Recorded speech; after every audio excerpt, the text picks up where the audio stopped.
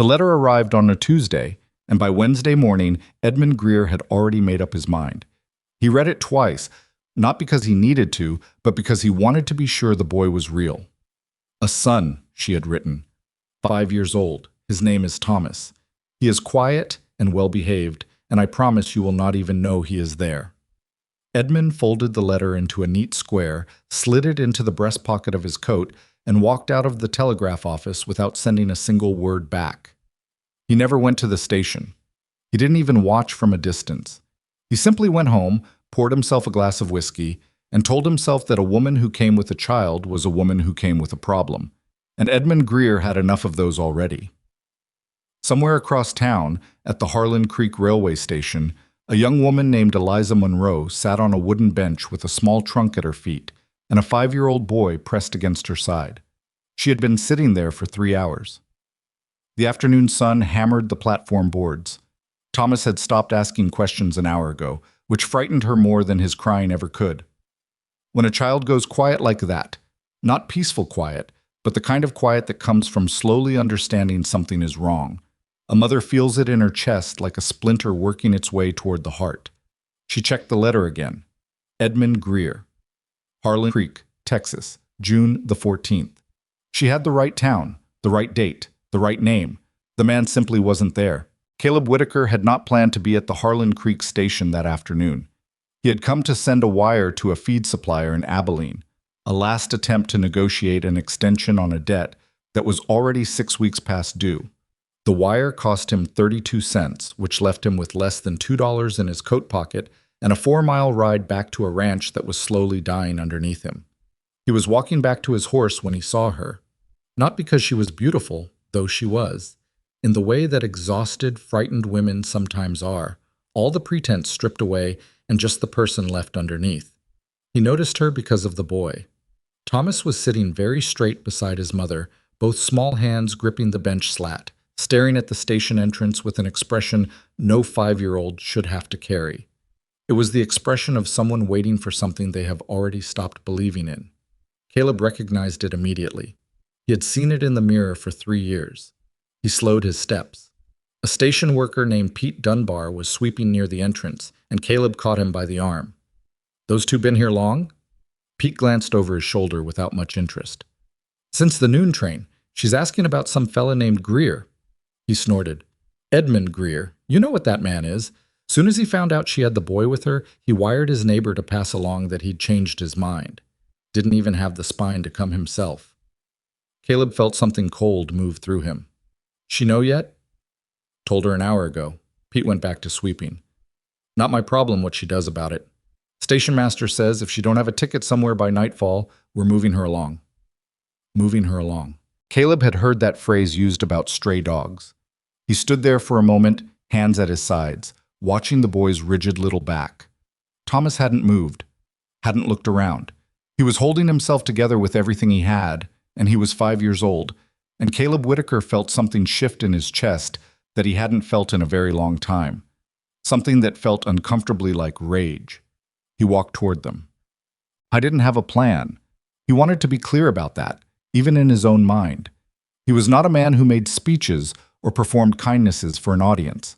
He walked toward that bench because he could not walk away from it, and that was the sum total of his reasoning. "Ma'am." Eliza looked up.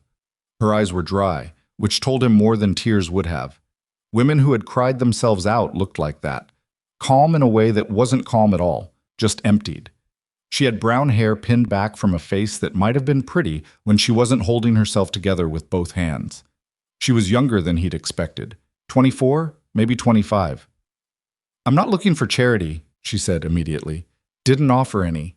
He took off his hat, which seemed like the right thing to do, though he felt awkward doing it. "My name's Caleb Whitaker. I've got a ranch about 4 miles north of here. The Broken Spur, though I didn't name it that, it came that way." He paused. "It's not much. The well is half gone, and the cattle are thin, and the house needs work. But it's got a roof and 2 extra rooms, and it's better than this bench." She stared at him. "You don't know me." "No." "You don't know my son." "No." "Then why would you—" "Because Pete Dunbar just told me what Edmund Greer did," Caleb said, And I've met Greer twice in my life, and both times he made me feel like something was wrong with the world.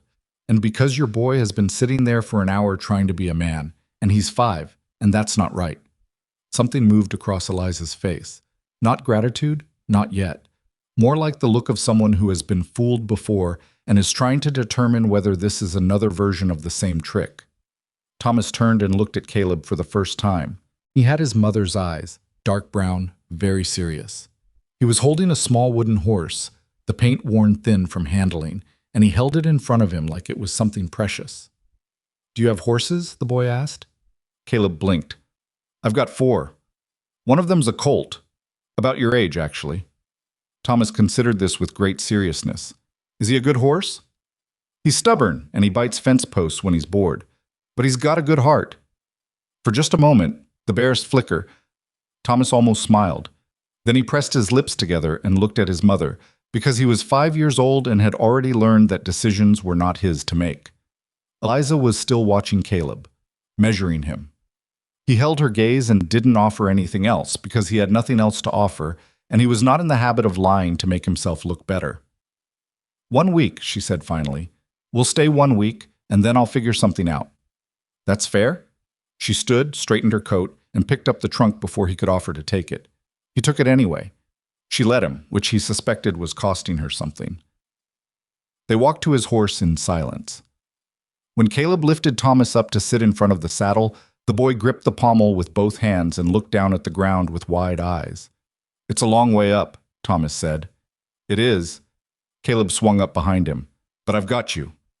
The ride back to the broken spur took 40 minutes, and Caleb spent most of it trying to remember the last time another person had been on this road with him. He couldn't. The ranch came into view around the last bend in the trail, and even in the golden afternoon light, it looked like what it was, a place that had been fighting to survive for a long time and was starting to lose. The main house was a long, low structure built from cedar planks gone gray with weathering. The barn leaned slightly to the left. The fence along the south pasture had 3 sections down. The vegetable patch beside the house had gone to dry weeds. The whole place had the particular stillness of somewhere that had been quiet too long. Thomas looked at it without saying anything. Eliza looked at it and said, "It's got good bones." Caleb glanced at her. He hadn't expected that. "The roof's good," she continued, studying the house with the focused eyes of someone assessing rather than judging. "The barn just needs a post, and that fence," she tilted her head. "How many sections are down?" 3 on the south, 1 on the north. "The cattle stay in the north pasture?" "Yes." "Then the south fence can wait." She looked at him. "What needs doing first?" He hadn't been asked that question in 3 years. He'd been making his own list for so long that someone else asking felt almost startling. "The well," he said. "If we don't get the well producing, nothing else matters." She nodded, like this was a problem to be solved rather than a catastrophe to be mourned. "Show me." That first evening was awkward in the way that all first evenings are when strangers are pretending they are not strangers. Eliza moved through the kitchen with the efficiency of someone who had cooked in difficult circumstances before. She found flour and dried beans and a tin of lard and built a meal out of them that Caleb wouldn't have thought possible. Thomas sat at the kitchen table with his wooden horse and watched everything with those serious dark eyes, occasionally asking quiet questions that Eliza answered without stopping her work. Caleb sat on the porch. He was not trying to be rude. He was trying to give them space, and he was also trying to figure out what had just happened to his life. 3 hours ago, he had been a man alone in a dying ranch. Now there was the smell of cornbread coming through his kitchen window, and a woman he'd met that afternoon reorganizing his shelves, and none of it was something he had planned. He heard Thomas's voice from inside, low and careful. "Mama, is he nice?" A pause. Then Eliza. "I think so. He has sad eyes." Another pause. Caleb went very still, though he was sure they couldn't see him from where they were. "Some people do," Eliza said quietly. "It doesn't mean they're sad all the way through." Caleb looked out at the dark pasture where his cattle stood in shapes against the fading sky. He thought about the wife he'd lost, about the baby that didn't make it, about the years since then that had been just work and silence, and the slow conviction that this was what his life was now, and it was foolish to expect anything different. He was not a man who cried, but he sat with something pressing against the inside of his ribs for a while, quiet and formless, until Eliza appeared in the doorway and told him supper was ready. 3 days passed. Caleb noticed things. Small things. The kind you can't help noticing when someone is suddenly living in your space. Eliza was up before him every morning, not to impress him, he understood, but because she was a woman who had gotten into the habit of getting up early when sleeping late meant losing ground. She had reorganized the kitchen on day one, quietly and without asking, and the result was that he could actually find things now, which bothered him slightly because it suggested the previous arrangement had been chaotic. Thomas followed Caleb from a distance at first. Not close enough to be in the way, but close enough to watch everything. He asked questions about the cattle, about the fence posts, about why the colt pawed the ground when he was nervous. Because he doesn't know what's going to happen next, Caleb said, and he doesn't like not knowing. Thomas was quiet for a moment. Me too, he said. Caleb looked at him. The colt gets over it when he sees the situation is safe. How long does that take? Depends on the situation. Thomas thought about this seriously. Then he went back to watching the colt through the fence slats with an expression that said he understood completely. On the fourth morning, Caleb found Eliza at the well before dawn. She had already pulled up the bucket twice and was studying the water level with a lantern held out over the edge. The water was low. He already knew it. But the way she was looking at it suggested she had been thinking about it all night. We could dig it deeper, she said when she heard him coming. Or, she straightened, there's a low spot on the north side of the property. I walked it yesterday. If you dug a cistern there and channeled the runoff from the barn roof, a reservoir. Caleb stopped. He had thought about this. He'd thought about it for 2 years. That's a lot of digging. Yes. Town council says nobody digs reservoirs, say the ground's too hard. Have any of them tried? He looked at her in the lantern light. She wasn't challenging him. She wasn't that kind of woman. She was asking a genuine question, and the answer was no. Nobody had tried, and he'd never tried either because it was the kind of idea that died in the space between thinking of it and actually picking up a shovel. It would take weeks, he said. Yes, she agreed. It would. She didn't say anything else. She didn't need to. She picked up the lantern and walked back to the house to start breakfast. And Caleb stood at the well in the dark, thinking about the kind of woman who spent her evenings walking the edge of a stranger's property, looking for solutions to his water problem. Not because she had been asked to, not because she owed him anything, but because that was apparently who she was. The trouble with Grant Holloway started on day 5, though Caleb didn't know it yet. He found out the following week when Holloway's ranch hand, a wide, flat-faced man named Dex, came riding up the Broken Spur's main trail on a horse that cost more than Caleb's entire cattle herd. Dex had a way of delivering messages that made them feel like threats, even when the words themselves weren't. He handed Caleb an envelope without getting down from his horse. Mr. Holloway says he'd like to talk, at your earliest convenience. Dex looked around the ranch with the particular expression of a man calculating what something is worth. His eyes stopped on Eliza, who was beating a rug on the porch without looking up. They stayed there a beat too long. Tell Holloway I'll come when I'm able, Caleb said. Dex looked back at him. Something in his face changed. Not threatening exactly, but the way a sky changes before weather. Mr. Holloway generally prefers sooner. I expect he does. Dex sat there for one more moment, then turned his horse and rode back down the trail without another word. Eliza waited until the sound of hoofbeats faded. Then, who is Grant Holloway? Caleb watched the dust settle. The richest man in the county, owns most of the valley east of here, been buying up land from farmers who couldn't survive the drought.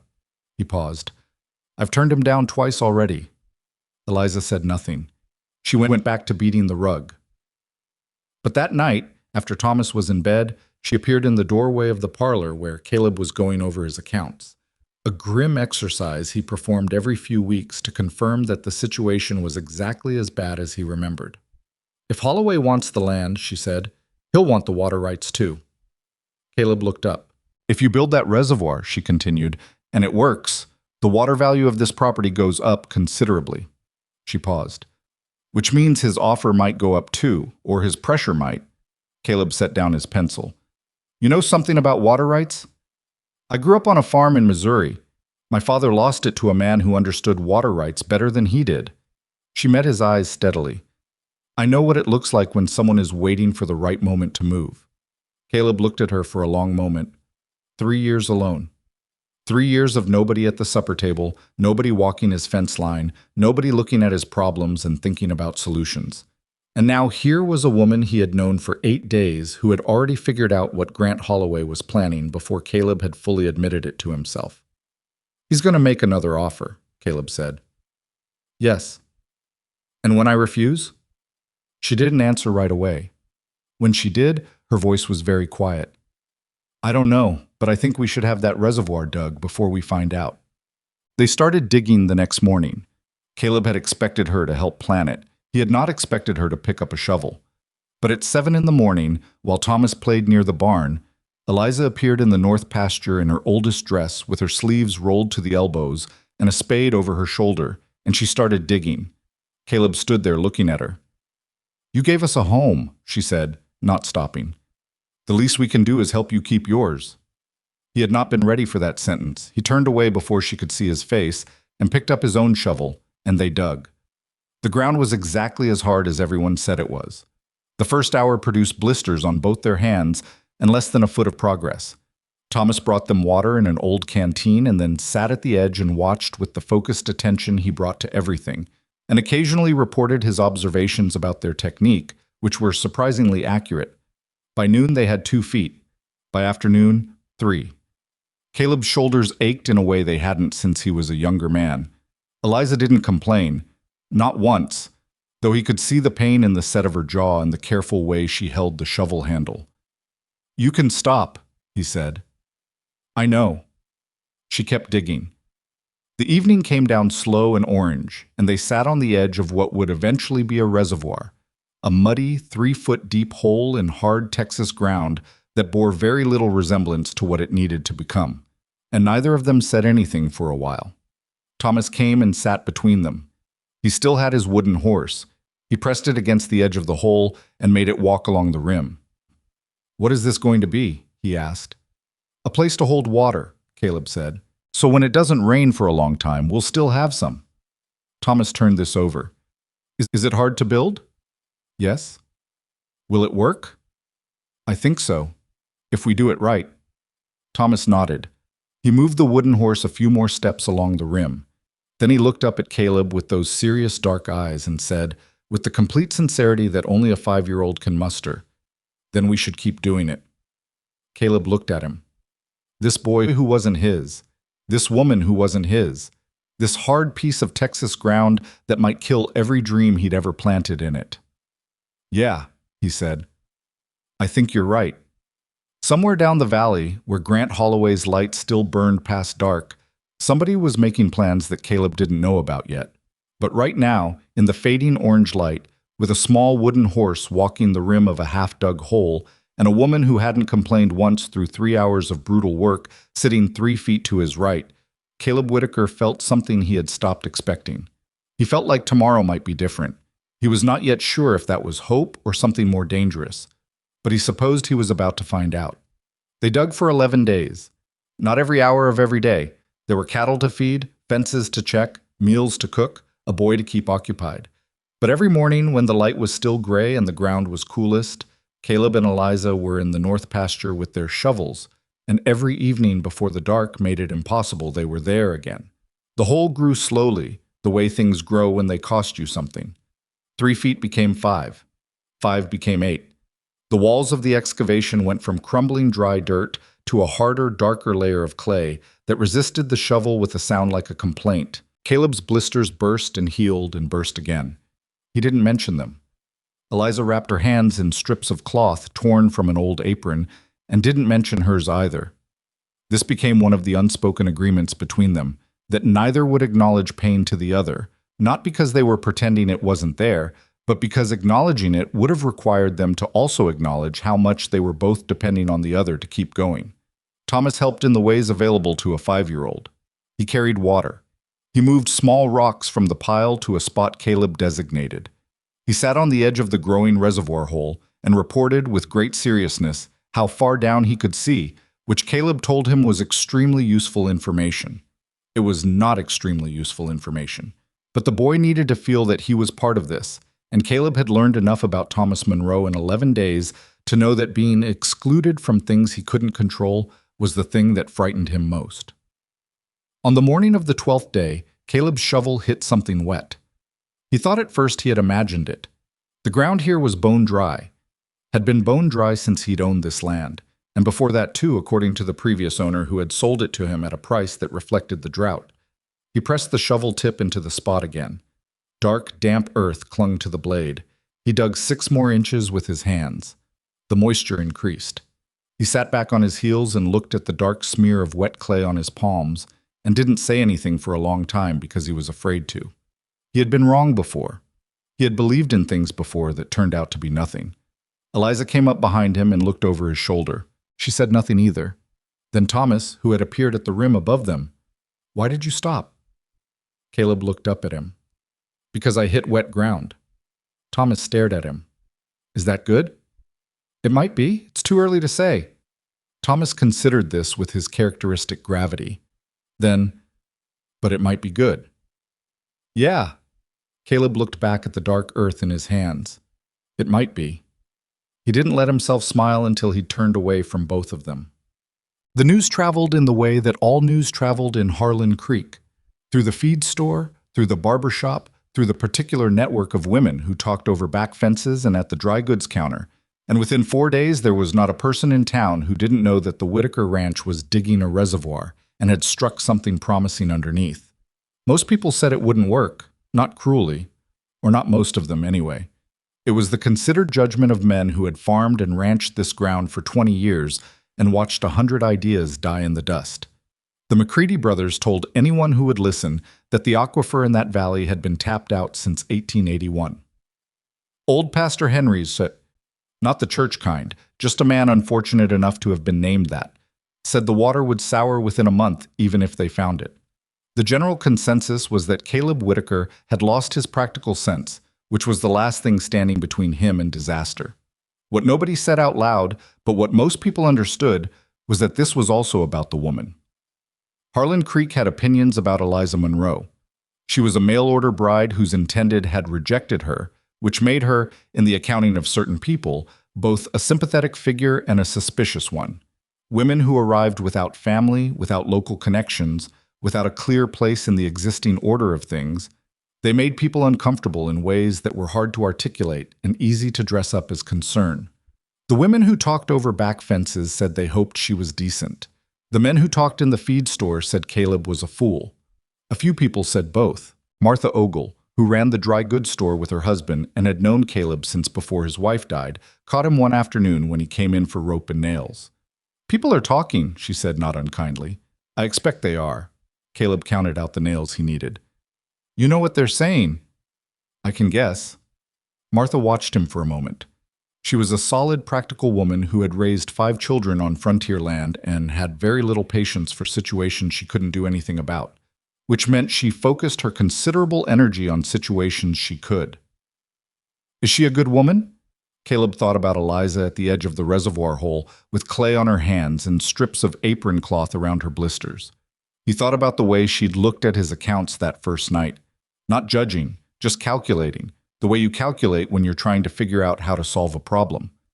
He thought about the morning she'd made Thomas laugh. Really laugh, the full-body kind, by imitating one of the barn cats attempting to catch a moth, unself-conscious and ridiculous and human in a way that had surprised him completely. "Yes," he said, "she's a good woman." Martha nodded, like this confirmed something she had already decided. "Then tell her to come in and introduce herself. Half the problem is that nobody's met her. People are afraid of what they don't know." Caleb looked at her. "She's not here to perform for the town." "No, but the town doesn't have to like her for her sake. She's going to be living here. It helps if they do." He brought this back to Eliza that evening, inexpertly, which meant he said, "Martha Ogle at the dry goods says you ought to come in and meet people," and then stood there looking like he wished he'd phrased it differently. Eliza was quiet for a moment. Then, "Are they saying things about me?" He hesitated a half-second too long. "Caleb." "Some are. Not Martha. Martha's sensible." Eliza looked at the table. She had the look of a woman deciding which feeling to allow herself and which to fold up and put away. She was very practiced at that look. He had seen it every day since she arrived, that small internal negotiation between what she felt and what she allowed herself to show. "All right," she said. "Next time you go in, Thomas and I will come." He waited for her to say something else, something that revealed what the town's opinion cost her. She didn't. She went back to the pot on the stove, and that was that. Thomas, from his spot at the table where he was ostensibly doing nothing but was in fact listening to everything, said, "Are people saying bad things about Mama?" "Some people say things without thinking," Caleb said. "It's not about your mother. It's about them not knowing her yet." Thomas thought about this. "When they know her, will they stop?" "Most of them will." "What about the rest?" Caleb looked at him. "The rest aren't worth worrying about." Thomas appeared to accept this, though the small furrow between his eyebrows suggested he was filing it away for further consideration. They went to town on a Saturday, which was the sensible day to go because most people were in on Saturdays, and it was better to have one difficult afternoon than 6 separate difficult encounters spread across the week. Caleb had not fully thought through what it would look like, walking down the main street of Harlan Creek with a woman and a child. He had been alone for so long that he had stopped thinking about what he looked like to other people at all, which meant he was unprepared for the particular quality of attention that followed them from the moment they tied his horse at the rail. People looked. Some nodded. Some found something interesting to examine on the other side of the street. Pete Dunbar, from the station, lifted his hat to Eliza with an expression that couldn't quite decide whether it was apologetic or not. Eliza nodded back with perfect composure, which Caleb suspected was costing her considerably. At the dry goods, Martha Ogle came around the counter immediately and shook Eliza's hand with both of hers, which was the frontier equivalent of a full embrace. "I've heard about the reservoir project," she said. "How's the progress?" "Slow," Eliza said, "but real." Martha glanced at Thomas, who was examining a jar of penny candy with the focused attention of someone inspecting a legal document. "And this is the young man." Thomas looked up. He had very good manners. Not the stiff, fearful kind, but the genuine kind that came from a mother who had taught him that how you treated people said something about who you were. "Thomas Monroe, ma'am. I'm 5. "I can see that you're very 5, Martha said, with enough warmth that even Caleb felt it. She looked at Eliza. "Smart eyes." "Too smart," Eliza said. "Here's everything." "That's a useful quality," Martha said, "as long as the people around him are worth listening to." The afternoon was not uniformly easy. There were 2 women at the far end of the dry goods who did not come to introduce themselves, and whose whispered conversation dropped in volume when Eliza walked past. There was a man outside the feed store who looked at Caleb with an expression that said things without saying them. And there was a moment, brief but real, when Thomas tugged at Eliza's hand and asked why that lady was looking at them like that, and Eliza said quietly, "Because she doesn't know us yet." And Thomas said, "But we're nice." And Eliza said, "Yes, we are," in a voice so steady that Caleb couldn't tell if she was reassuring the boy or herself. But there was also the baker's wife, who came out of her shop to give Thomas a small cinnamon roll and tell Eliza she had heard about the reservoir and thought it was the bravest thing she'd heard of in years. There was the sheriff, a weathered man named Archibald Toll, who shook both their hands and said he was glad to know the Whitaker ranch had some life in it again, and he said it looking at Caleb when he did, which Caleb understood. And there was the ride home, with Thomas sitting in front of Caleb on the horse again, more at ease now than that first ride had been, holding the pommel with one hand and his wooden horse with the other, and telling Eliza, who rode behind on the second horse they'd borrowed from the barn, about everything he had observed in town with the thoroughness of a reporter filing a story.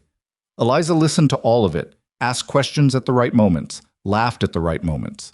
And when Thomas had exhausted his inventory of observations and lapsed into the comfortable silence of a tired child, she looked across at Caleb with an expression that was complicated and quiet, and a little raw at the edges. "It'll get easier," he said. "I know." She looked ahead at the trail. "It's not the first time I've had to earn a place." He wanted to ask about that, about the before, the Missouri farm, the life she'd come from that had eventually landed her on a railway platform with a trunk and a small boy and a ticket to meet a man who didn't want her. But it wasn't the right moment, and he was not a man who pushed, so he let it go, and they rode the rest of the way in silence that wasn't uncomfortable. Grant Holloway came himself this time. He came on a Wednesday, which was calculated, not the weekend, when a man might have company, not a weekday morning, when work would be an excuse to cut things short. Wednesday afternoon, when the day was half done and a man was tired enough to be less careful. Holloway was good at calculation. That was, Caleb had come to understand, the core of what he was. He rode a gray horse that was the finest animal Caleb had seen in years, and he came alone, which was either a gesture of good faith or a demonstration of confidence. Caleb was inclined toward the latter. Men who felt they needed to project strength brought men with them. Men who knew they had it came by themselves. Holloway was somewhere around 50, with the weathered good looks of a man who had spent enough time outdoors to look capable and enough time indoors to look civilized. He had a silver watch chain across his vest and boots that had been expensive once and were still expensive now. He dismounted without hurrying and tied his horse at the post and came toward the porch where Caleb was waiting with his arms at his sides. "Whitaker." He extended his hand. Caleb shook it. "Holloway." "Nice afternoon." "It'll do." Holloway looked around the ranch with the same calculating expression that his man Dex had used, but more refined, the expression of a man who didn't have to be obvious about it. His eyes went to the north pasture, where the reservoir site was visible as a break in the flat ground, surrounded now by the wooden frame they'd started building for the eventual cistern structure. "I hear the project's coming along," Holloway said.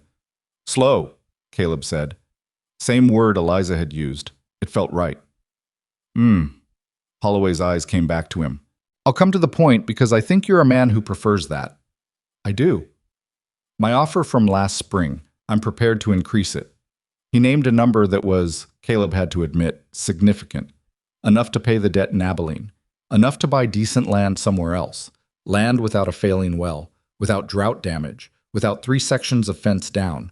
Enough to start over somewhere cleaner. Caleb looked at him for a moment. "What's your interest in this particular land?" Holloway smiled. It was a pleasant smile. "Water rights, you know that. The aquifer under the valley isn't infinite, and whoever controls the access points controls the valley. That's just geography." "And if the reservoir works, then my interest increases." Holloway said it simply, without embarrassment. He was a man who respected the direct acknowledgement of self-interest in a way that Caleb found almost refreshing if it hadn't been directed at him. "But I'm making this offer now before you've sunk more work into the project, as a gesture of goodwill." "As a gesture of goodwill." "Yes." Caleb looked past Holloway's shoulder to where Thomas had appeared at the corner of the barn, watching the visitor with those serious eyes. The boy didn't move, just watched. "I've said no twice," Caleb said. "The answer's the same." Holloway didn't react. He had the patience of a man who had been told no before and understood it as a negotiating position rather than a final answer. "Can I ask why?" Caleb thought about it. He could have said the land was his father's, which it wasn't. He'd bought it fair in '84. He could have said it had history, which it did, though most of the history was hard. Instead, he said the true thing, "Because it's home, and I'm not interested in a new one." Holloway looked at him for a long moment. Then his eyes went, deliberately, to the spot where Thomas was standing, and then, just as deliberately, back to Caleb. "A man in your situation," Holloway said carefully, "might find that his circumstances are more complicated than he realizes." The temperature of the conversation dropped several degrees. "What situation is that?" Caleb said. Holloway's expression didn't change. "A struggling ranch, a woman with no legal standing here, a child with no name in this county." He paused. "I'm not suggesting anything improper. I'm simply observing that security has different meanings in different circumstances." Caleb looked at him steadily. His hands were very still at his sides. "I think we're done here." Holloway nodded pleasantly, as if they'd concluded an ordinary business discussion. He untied his horse with the ease of a man who had gotten what he came for, even if it wasn't a yes. He had come to plant something, Caleb understood. Not to buy the ranch today, to make Caleb think about the things he stood to lose, to introduce the idea that Eliza and Thomas were vulnerabilities rather than whatever it was they were becoming. He watched Holloway ride back down the trail until the gray horse disappeared behind the tree line. Thomas came across the yard. "Who was that?" "A man who wants something I have." "What does he want?" "The land." Thomas looked at the trail where the gray horse had gone. Are you going to give it to him? No. The boy considered this. Good, he said, with a firmness that was startling in someone his size. Then he went back to whatever he had been doing before, because he was 5 and the adult world was interesting, but not as interesting as the colt. And Caleb stood in the yard for another minute, looking at nothing in particular, and feeling the weight of what Holloway had just done settle into the afternoon like something cold. That evening he told Eliza. He told her all of it, including the part about the child with no name in this county, and he watched her face while he did. She was quiet for a long time after he finished. Thomas was in bed. The lamp on the table threw a warm circle that didn't reach the corners of the room. Outside, a coyote made its argument to the moon, and then went silent. He's right, Eliza said finally, about the legal standing. He's using it as a lever. Yes, but it's still true. She looked at the lamp. If something happened to you, if the bank took the land, if there was a legal dispute, Thomas and I would have nothing. No claim here. We'd be back where we started. Caleb didn't answer. He had thought about this. He had been thinking about it in one form or another since the day he'd brought them back from the station, and he had been careful not to think about it too directly, because directly was where it got complicated. I'm not suggesting anything, Eliza said quickly. She had the tone of a woman who did not want to be misunderstood. I'm not asking for anything. I'm just saying that he's identified a real thing. I know. What are you going to do? Caleb looked at the lamp for a moment. Keep digging, he said. Finish the reservoir. Make this place worth something he can't just buy. Eliza looked at him. That's not an answer to the legal problem. No, it's not. She nodded slowly. She folded her hands on the table in the careful way she had, the way that meant she was holding something in. Then she said, I want you to know, whatever happens, that Thomas and I being here it's been good. Whatever happens. It was a strange sentence. It was careful and honest, and it left a great deal out, which was probably right because they were two people who had known each other for less than 3 weeks, and the things they were not saying to each other were becoming as significant as the things they were. Caleb understood this. He understood it the way you understand something that you're not yet ready to look at directly. It's been good, he agreed. Whatever happens. They sat in the lamplight for another while, not saying anything, and the coyote started up again outside, and Thomas made a small sound in his sleep from the back room that was almost a word and then wasn't. The reservoir hit full water depth on a Thursday. Caleb was alone when it happened. Eliza had taken Thomas into town for supplies, and he had been working on the western wall of the cistern structure when his boot went through the clay bottom into something soft and dark and wet, and he stood there in the hole looking down at the dark water spreading slowly around his feet. He didn't say anything. There was no one to say anything to. He stood there for a long time with water soaking through his boot and his hands hanging at his sides, and he felt something move through him that was too large and too complicated to name, so he didn't try. He just stood there and let it move through him and looked at the water and thought, without forming it into a real thought, it's real. It's actually real. When Eliza and Thomas came back that afternoon, he met them in the yard. Thomas was talking about something he'd seen in the feed store window, a saddle with silver buckles, which he described in passionate detail, and then he looked at Caleb's face and stopped talking mid-sentence. What happened? The boy said. Caleb looked at him, then at Eliza. I want to show you something, he said. He led them to the north pasture. He had not been back since he'd found the water. He'd spent the intervening hours repairing the fence section on the north side, doing something physical to use up the feeling. And when they reached the edge and looked down into the reservoir hole, the water had risen another 2 inches. Dark, real water. Not a seep, not a trick. Water. Thomas dropped to his knees at the edge and looked down with enormous eyes. It worked, he breathed. It worked, Caleb said. He looked at Eliza. She was looking at the water with an expression he hadn't seen on her before. Not the careful, contained look she usually wore, not the working look, not the assembling a solution look. Just something open and unguarded and real, and her eyes were bright in a way that wasn't quite tears but was in the neighborhood. She looked up and found him already watching her. Neither of them said anything. The moment was already saying something, and adding words to it would have made it smaller. Thomas said, Can I touch it? and the moment broke into something more ordinary and immediate, and Caleb said yes, carefully, and the boy reached down and pressed his fingertips to the dark surface of the water, and then held up his hand to show them both the wetness, grinning now, the first full grin Caleb had seen from him. "It's cold," Thomas announced. "Good," Eliza said, and her voice was slightly unsteady. "Cold means it's deep." They told no one about the water for 4 more days. This was Eliza's idea, not deception, she said. They weren't deceiving anyone. They just weren't announcing it. They needed time to understand what they had before other people started having opinions about it. Caleb agreed, though he understood that the town would find out. News in Harlan Creek found its own way out eventually, like water through an imperfect dam. The question was whether they'd have the structure sound enough before it did. They used those 4 days well. Caleb built the first cistern wall. Eliza designed the channel system using a drawing she made on the back of an old supply list, a series of ditches that would direct rainfall and roof runoff toward the reservoir, increasing its capacity beyond just the natural spring they'd uncovered. Her drawings were precise and practical, and Caleb looked at them for a long time before he said anything. "Where did you learn to think like this?" She looked up from the drawing. "My father. He was an engineer before the farm. Railroad survey work." She paused. "He taught me to think about how things move. Water, mainly. He always said if you understand where water wants to go, you understand half of everything." It was the most she had said about her past in the 3 weeks he had known her. He waited to see if there was more. There wasn't. She went back to the drawing. And he understood that this was the pace at which she would offer things, and that pushing would get him nowhere useful. But later that evening he found Thomas in the barn, talking to the colt through the stall gate in the low, serious voice the boy used when he thought no one was listening.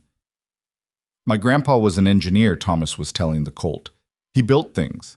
Mama says I'm like him because I look at things hard." The colt shifted its weight and blinked. Thomas appeared to take this as encouragement. "I don't remember him. He died before I was old enough to." He paused. "But I think he would have liked it here. Because of the water." Caleb stood very still at the barn door. Thomas hadn't heard him. He went on talking to the colt in that low voice about the water and the reservoir and the silver buckle saddle in the feed store window, and Caleb stood in the doorway listening to a 5-year-old's private inventory of the world and felt something in his chest go tight and then slowly, painfully ease. He had not loved anything without fear since his wife died. He had not let himself. Fear was the price of caring, and he had decided at some point, not consciously, not in words, but in the accumulated weight of 3 years of choices, that the price was too high. I was starting to think he had been wrong about that. He didn't go into the barn. He went back to the house, and he sat at the kitchen table with a cold cup of coffee, and he thought about the kind of wrong that is also, underneath, a kind of door. The news about the water broke on a Friday. It broke through the Ogle dry goods, specifically through a passing comment Caleb made when he came in for lumber nails, specifically because he was tired and not as careful as he'd intended to be. And Martha Ogle had a gift for extracting information from people who thought they weren't giving any. By Saturday afternoon, Dex was back on the Broken Spur Trail. This time, he didn't have an envelope. "Mr. Holloway would like to discuss a revised offer," Dex said. He was not bothering with pleasantness today. "He says the terms have changed given the new circumstances." "Tell him I'll consider it," Caleb said. Dex looked at him flatly. "He'd prefer a commitment to meet." "Tell him I'll consider a meeting." A long pause. Something in Dex's expression shifted. Not quite a threat, but the posture of a threat, the shape it would make if it leaned forward. "Mr. Holloway isn't accustomed to being deferred." "I expect not." Caleb met his eyes. "But it's my land and my time, and I'll decide when I have both available." Dex sat on his horse for one more long moment, and then he turned and went back down the trail without another word. Caleb watched him go. He did not feel what he had felt the first time Dex came, the low, careful dread of a man with nothing to fight back with. He felt something different now, cleaner, the feeling of a man who has something worth protecting and knows it. He turned back to the house, where through the kitchen window he could see Eliza at the table going over the channel drawings again, adjusting something with the stub of a pencil, frowning at the paper in the focused way she had when she was solving rather than worrying. Thomas was visible at the edge of his vision, near the barn, doing something that involved the colt and a piece of rope, and the kind of optimistic ambition that 5-year-olds brought to all projects regardless of feasibility. The late afternoon light was the particular gold that Texas managed in the hour before dark, the kind that made even struggling things look like they might make it. Caleb stood in the yard and looked at his ranch. 3 weeks ago it had been a place that was dying. The well still wasn't right. The cattle were still thin. The debt to Abilene hadn't disappeared. There were still 3 sections of fence down on the south pasture and a list of repairs that was longer than his patience. But the reservoir was real, and the water was real, and the woman in his kitchen had drawn a channel system that might, if the rains came, if the structure held, if a dozen other things went right, give this land a future it didn't have a month ago. And the boy at the barn was talking to a colt about rope. Grant Holloway wanted this land. He would keep wanting it, and the wanting would not stay polite forever. Caleb understood that. He had enough experience with men like Holloway to know that the pleasant negotiator and the unpleasant version were the same person, and the switch between them was just a matter of what they thought they could get away with. What Caleb had that he hadn't had before was something he was still learning to name. He went inside. The kitchen was warm from the stove. Eliza looked up from her drawings and said, "Dex again?" And he said yes, and she said, "Revised offer?" And he said he assumed so, and she nodded once and looked back at the drawings. "The East Channel," she said, tapping the paper. He did not open it at the door. "Mr. Holloway requests a response within the week," Fitch said. "Mr. Holloway can request what he likes." Caleb tucked the envelope under his arm. "I'll respond when I'm ready." Fitch's courtesy thinned slightly at the edges. "The offer has a deadline, Mr. Whitaker. After the 14th, the terms revert to the previous figure." "Then they revert." Caleb looked at him evenly. "Was there anything else?" There wasn't. Fitch rode back down the trail with the stiff posture of a man who had not gotten the reaction he'd prepared for, and Caleb went inside and set the envelope on the kitchen table and looked at it for a moment before he opened it. The number inside was larger than the last one, considerably larger. Large enough that Caleb sat down in the kitchen chair and read it twice, not because he hadn't understood it, but because he wanted to be sure his understanding wasn't distorted by how much he needed to not be tempted by it. He was tempted. He was not going to pretend otherwise, even inside his own head, because he was a man who owed money in Abilene and had thin cattle and a fence that still needed 4 sections repaired and a well that was only partially solved and a debt load that the reservoir had improved but not erased. The number on that paper would clear all of it, would clear it and leave enough over to start somewhere new without the weight of this particular failure history dragging at every decision. He sat with that for a while. Then he folded the letter back into its envelope and put it in the drawer under the window, the one that stuck and required a specific angle to open, and he went back outside to where he had been reinforcing the east wall of the cistern because the work was still there and it didn't care about envelopes. He didn't tell Eliza about the new number that evening. He told himself it was because it wasn't the right moment, but the truth was more complicated than that. The truth was that he didn't entirely trust himself to say the number out loud, without some part of his face giving away how much it had landed on him, and he didn't want Eliza to see that. He didn't want her to think, even for a moment, that he was weighing them against a sum of money, even if, in some small and shameful corner of his mind, he had been. He told her the next morning. He did it at breakfast, before the work started, because waiting until evening felt like cowardice, and he had made a private rule in his life that he would not be a coward about things that mattered. He put the envelope on the table between them. He didn't say anything about the night before. She looked at the envelope and then at him, and he said, "Holloway sent a revised offer. The number is considerably higher than the last one." She picked up the envelope and read the letter without expression. Thomas was eating cornmeal at the end of the table with the focused inefficiency of a 5-year-old who had found an interesting pattern in the grain of the table wood. He was not paying attention to them. He was paying complete attention to them. Eliza set the letter down. "What are you going to do?" "I'm going to say no." She looked at him. "Because of the land?" "Yes." A pause. "Because of us?" The question sat in the air between them with the particular weight of questions that have been thought for a while before being asked. Caleb looked at the letter on the table. He was not a man who was easy with his interior, and this was the kind of moment that required a man to be easy with it or else say something insufficient, and he didn't want to say something insufficient. "Both," he said. Eliza looked at him for a moment. Then she looked back at the letter. He's not going to stop. No. When the polite offers stop working, men like him don't go away. They just change methods. I know. She folded the letter back into the envelope with the precise, careful movement she used when she was thinking hard about something else. Then we need to be ready for that. Thomas looked up from his cornmeal. Ready for what? For hard weather, Eliza said, without missing a beat. Thomas accepted this with the equanimity of a child who has learned that adults have separate conversations happening underneath the ones he can hear. He went back to his cornmeal and his table grain study, and Caleb looked across at Eliza and she looked back at him, and the understanding between them was the kind that doesn't require the rest of the sentence. The hard weather came sooner than either of them had expected, and it did not come in the form Caleb had anticipated. It came through Roy Stokes. Roy Stokes was a small rancher about 2 miles south of the Broken Spur, a nervous, resentful man in his 40s who had been slowly losing ground to drought and debt for years, and had developed, in the way that desperate men sometimes do, a talent for directing his frustration at everyone except the actual source of it. Caleb had never particularly liked him. He had never particularly disliked him either. He had simply understood him as a man whose fear had curdled into a kind of permanent suspicion of anyone who seemed to be doing better. Roy Stokes had apparently had a conversation with Grant Holloway.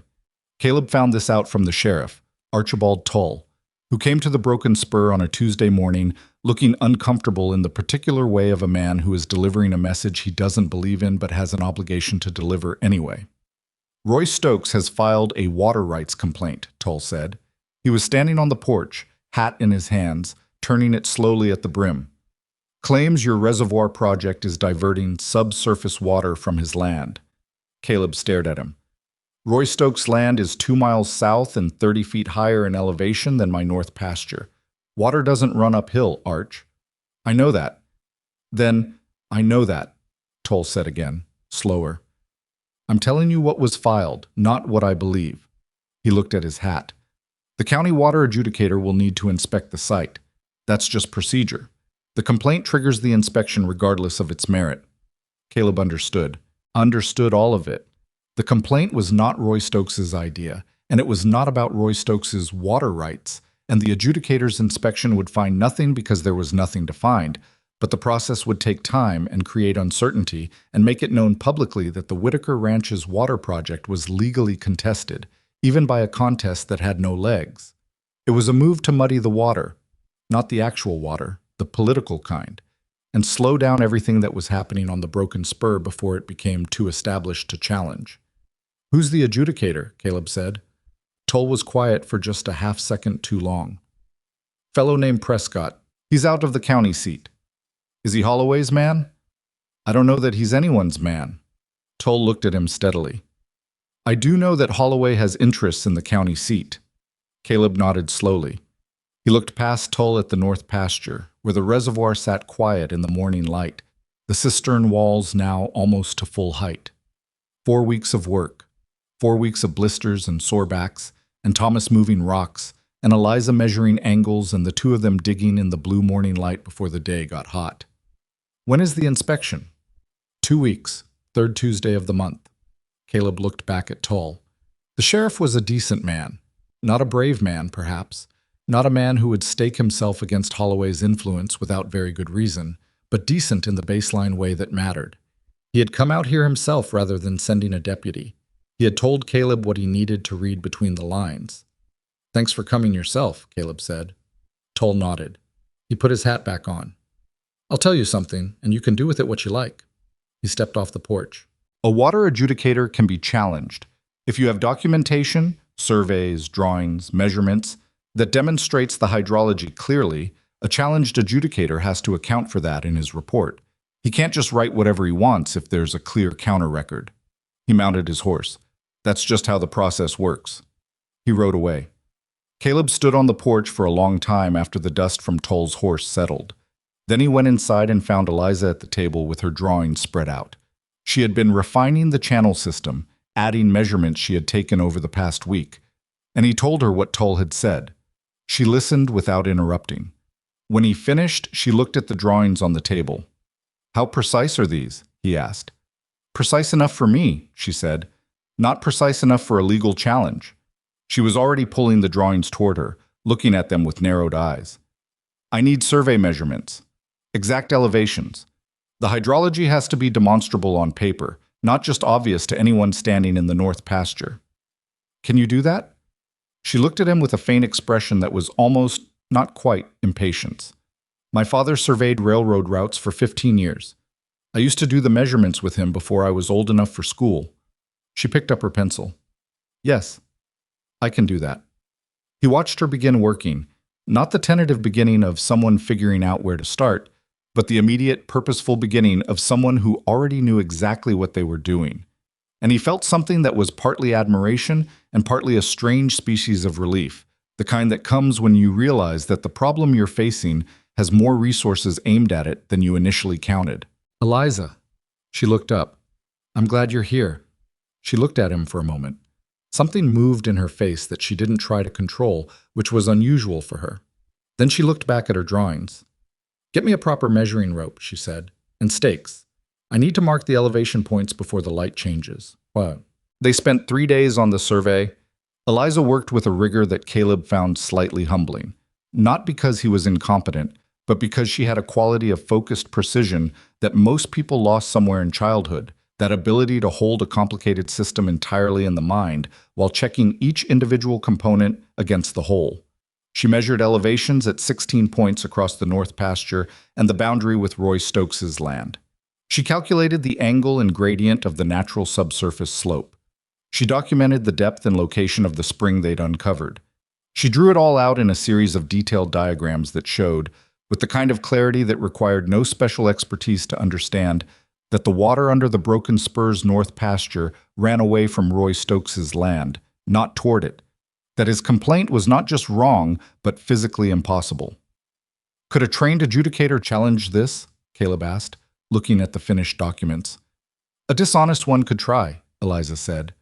But he'd have to explain why the basic hydrology of the valley doesn't work the way it works. He'd have to produce countermeasurements, and those measurements would have to come from somewhere. She set down her pencil.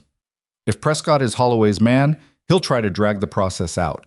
Request additional documentation, schedule a second inspection, find procedural objections. He won't be able to simply rule against us with this on the record. So we delay his delay. We make it expensive for him to be dishonest. She looked at the documents. It's not the same as winning, but it might be enough. Thomas had been sitting at the end of the table through most of this conversation, doing what he always did when the adults were discussing serious things, appearing to be occupied with something else while absorbing everything with the quiet intensity of a child who understood that the things happening around him would shape the life he lived. He had been drawing on a scrap of paper with a piece of charcoal. He pushed the paper toward Caleb without comment. It was a drawing of the ranch. Rough, the way a 5-year-old's drawings are rough, but recognizable, and the house, the barn, the north pasture, a large circle that was clearly meant to be the reservoir. In the corner, 3 stick figures, one tall, one medium, one small. The small one was holding something that was either a horse or a very angular dog. Caleb looked at it for a long moment. That's us, Thomas said, in case it wasn't clear. I can see that. Thomas looked at the drawing with the assessing eye of the artist. I made you too tall, but you're pretty tall. He glanced at Eliza. Mama's the right size. Eliza looked at the drawing and pressed her lips together in the way that meant she was holding something in that she didn't want Thomas to see. She stood up and went to check something on the stove that probably didn't need checking. Caleb folded the drawing carefully and put it in his shirt pocket. Thomas watched this with satisfaction. For keeping? He said. For keeping, Caleb confirmed. Us.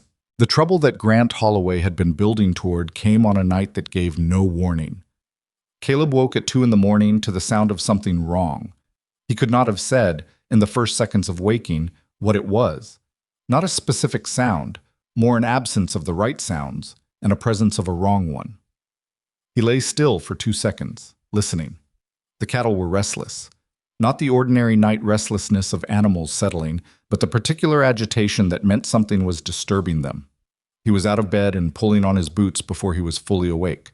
He took his rifle from the wall, a habit, not a decision, and went out the back door into the night air that was cool now, in the way that September had started to make it cool after the brutal summer. The stars were dense overhead. The cattle were definitely moving in the north pasture, which was wrong because the north pasture gate was latched, and they should have been standing.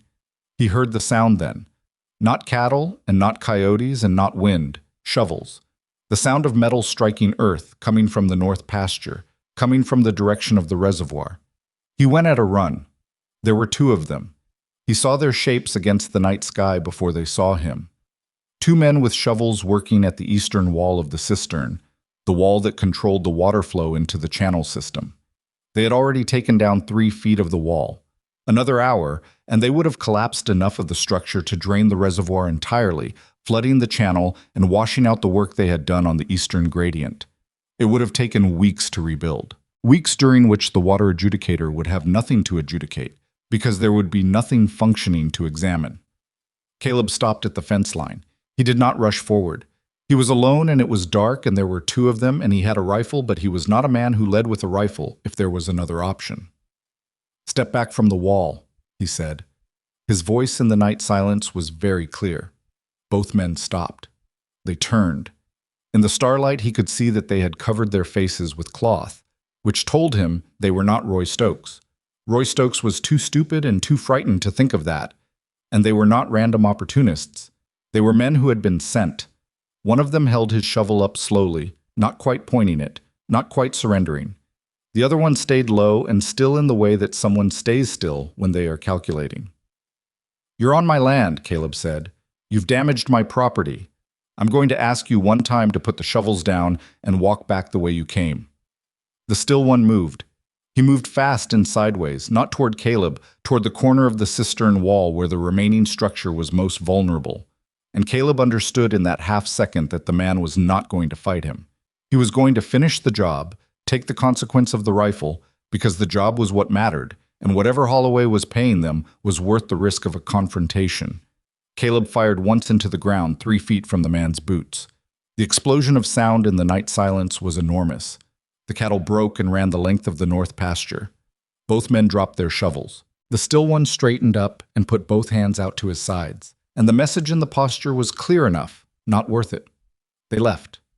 No words, no threats, no anything. They simply walked back across the north pasture toward the fence on the far side, climbed it, and disappeared into the dark on the other side. Caleb stood at the cistern wall with his rifle and listened to the sound of them going, and then to the sound of horses moving at a distance, and then to silence. He lowered the rifle. He stood at the damaged wall for a long time, looking at what they'd taken down. 3 feet. Maybe 4 hours of work to rebuild. Not catastrophic. But it would have been, if he hadn't woken. He became aware that someone was behind him. He turned. Eliza was standing at the edge of the north pasture in her nightclothes with a shawl thrown over her shoulders and a lantern in her hand, and her face in the lantern light was very white and very still. "I heard the shot," she said. "I know, I'm sorry. There wasn't another option." She looked at the damaged wall. She looked at the scattered shovels. She looked at him, at the rifle, at his hands, at his face. "Are you hurt?" she said. "No." She looked at the wall again. When she looked back, the white stillness had shifted into something harder and more focused. Not anger exactly. It was colder than anger. It was the look of a woman who has just fully understood something she had been partly understanding for a while. "He sent them," she said. It was not a question. "I can't prove that." "Caleb, I can't prove it yet." She stood there for a moment with the lantern and the shawl and the hard, cold look, and then she said, "Thomas is in the house. He's awake. He heard the shot." She paused. "What do I tell him?" It was one of those questions that sits entirely differently than it sounds. She was not asking him what words to use. She was asking him something about what this was, what they were, what she was supposed to be telling her son about the life they were living on this piece of ground. "Tell him the truth," Caleb said. "Tell him someone tried to hurt the ranch, and we stopped them, and we're going to make sure it doesn't happen again." Eliza looked at him steadily. "Are we?" "Yes." She held his gaze for one more moment. Then she turned and went back to the house. Caleb stood at the damaged wall and waited for his heart rate to come down, which took longer than he would have liked. He was not a man who was easily frightened, but fright and him were on speaking terms after something like this. The retrospective fear, The one that arrives after the moment is over and shows you all the ways it could have gone differently. He sat on the edge of the cistern and held the rifle across his knees and let the retrospective fear say what it had to say, and then he set it aside. He thought about what Eliza had said. Are we? Two words that meant, are you certain? Are you committed? Is this land and this life, and whatever is growing between us worth the cost of what Holloway is apparently willing to do? He had said yes without hesitation, and he had meant it without hesitation, and the not hesitating was new. He had hesitated about everything for 3 years. He had held himself at the careful distance of a man who had decided that commitment was the mechanism of loss. Something had changed. I was not entirely sure when, and he was not going to examine it too closely tonight with a damaged wall in front of him and the smell of gunpowder still in the air. But it had changed. He stayed at the reservoir until the sky began to lighten in the east. In the morning, he went to see Archibald Toll. He told the sheriff everything: the 2 men, the shovels, the damaged wall, the horses he'd heard riding away toward the east, which was the direction of Holloway's land. He was precise about it. He was precise in the way that Eliza had been precise with the survey documents, because he had started to understand that precision was not just accuracy, it was armor. Toll listened with his hat in his hands again. He had the expression of a man who believed what he was hearing and was trying to figure out what he could do about it, against what he was allowed to do about it. I can't arrest Holloway for something 2 unidentified men did on your property, Toll said. I know that. I can record the incident. I can note the probable direction of approach and retreat in the official record. He paused. I can make it known that I was informed and that I have concerns. That's something. It's not much. No. Caleb looked at him. But I'm also going to need a notary. I have documents I want recorded with the county today. Toll's eyebrows went up slightly. The survey work. Yes. I want them in the county record before the adjudicator arrives. Public record. Unambiguous. Toll studied him for a moment. Something shifted in the sheriff's expression. Something that was not quite admiration but was in the direction of it, the look of a man recalibrating his estimate of another man. You've been thinking ahead. Someone in my house has. Caleb stood. Can you recommend a notary? The documents went into the county record on a Thursday. Caleb had brought Eliza with him. This was practical. She had created the documents, and the notary had questions about methodology that she answered with the kind of technical fluency that made the notary, a fussy little man named Gunder, visibly reconsider his initial skepticism. By the end of the session, Gunder was treating her with the careful deference of a man who has realized he is dealing with someone who knows more than he does about something he assumed was his exclusive domain. Thomas had come too, because there was no one to leave him with, and because Eliza had said, in a voice that suggested this was the end of the discussion, that she was not going to leave her son alone at the ranch after what had happened at the reservoir wall. Thomas sat in the corner of Gunder's office on a wooden chair with his feet not quite reaching the floor, holding his wooden horse and watching the proceedings with the quiet attention he brought to everything.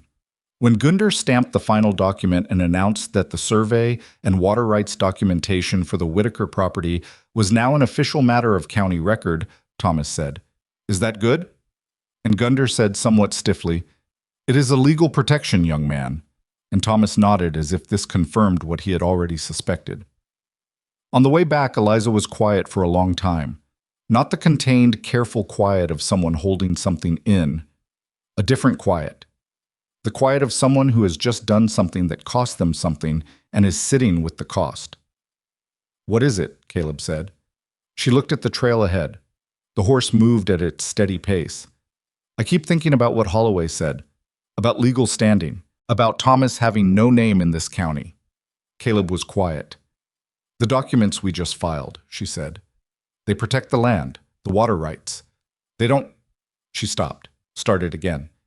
"If Holloway decides to challenge our presence here on other grounds, if he decides to make an issue of the situation, of what I am here, legally, you're a resident of this ranch. As what?" The question landed cleanly and sat there. As what? He had been circling this question for weeks. He had been aware of it the way you are aware of a stone in your boot. Not always consciously, but always present, always slightly altering the way you moved. He did not answer immediately, which was not evasion. It was the instinct of a man who had learned that the wrong version of the right answer was worse than the silence before it. "I'm thinking about that," he said. Eliza looked at him. She had a way of looking at him that did not demand. That was the thing about her. That was one of the things about her, that she made no demands of any kind and never had, and somehow that made him more careful with her than any demand would have. "I'm not asking you for anything," she said quietly. "I know you're not. I want to be clear about that." "Eliza," he looked at her. "I know you're not asking. That's not what I'm thinking about." She held his gaze for a moment. The horse kept moving. Thomas, sitting between them on the saddle with an ease he had now entirely achieved, was apparently asleep, his head tipped slightly forward, the wooden horse held loosely in one hand. "What are you thinking about?" she said. Caleb looked at the trail ahead. The Broken Spurs turnoff was a quarter-mile up, marked by the old cedar post that had been there when he bought the land and would probably be there long after him. He thought about the empty house, about the 3 years of silence, about the lamp on the table and the drawing spread across it, and the smell of cornbread through the kitchen window, and Thomas saying it's cold, that means it's deep, holding up his wet fingertips in the afternoon light. "Whether the right thing," he said carefully, "is also the thing I want. Because sometimes it is. And I spent a long time not believing that was possible." Eliza said nothing, but something in her posture changed, a small shift, barely perceptible, the way a door opens an inch before it opens all the way.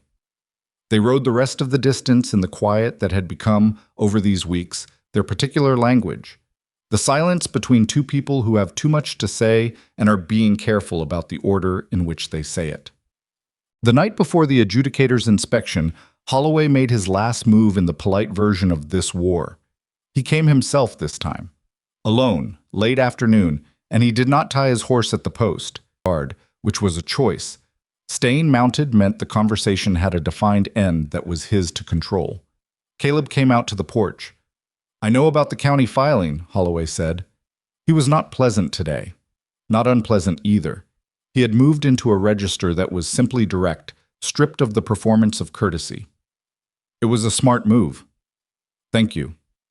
It complicates things." That was the idea. Holloway looked at him from the horse. "I want you to know that I don't dislike you, Whitaker. I want to say that clearly. This is not personal." "It became personal," Caleb said, "when you sent men to break down my reservoir wall." A silence. "I don't know what you're referring to." "I think you do." Holloway's jaw tightened slightly, the only crack in the surface. "I'm going to make you one final offer. After the adjudicator's visit, regardless of the outcome, the terms will no longer be available. I want you to understand that." "I understand it." "And you still say no?" "I still say no." Holloway looked at him for a long moment. Something moved in his face. Not anger, or not only anger. Something that was almost, Caleb thought, respect. The frustrated respect of a man who has encountered a limit he did not expect. "The adjudicator arrives at 8 o'clock tomorrow morning," Holloway said. "Make sure your documents are in order." "They are." "Make sure your residents are not on this property during the inspection. It complicates the appearance of the situation." Caleb's hands went very still at his sides. "My residents," he said. "The woman. The boy." "Their names," Caleb said, "are Eliza and Thomas, and they will be exactly where they belong during the inspection, on their ranch." The word there landed between them like something placed there deliberately.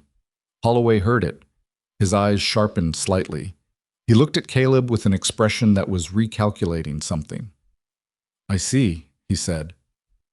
"Good." Holloway looked at the ranch one more time, the house, the barn, the north pasture, visible beyond, with the look of a man who has just confirmed something he needed to confirm. Then he turned his gray horse and rode back down the trail without another word. Caleb stood on the porch until the hoofbeats faded. Behind him, the door opened. He did not turn. He knew who it was. "How much of that did you hear?" he said. "Enough." Eliza's voice was steady. "He's not going to stop." "No." "The adjudicator tomorrow is going to be a problem, regardless of the documents." "Probably." She came to stand beside him on the porch. Not close, the appropriate distance of two people who had not yet figured out the right distance, but beside him. They looked out at the trail together.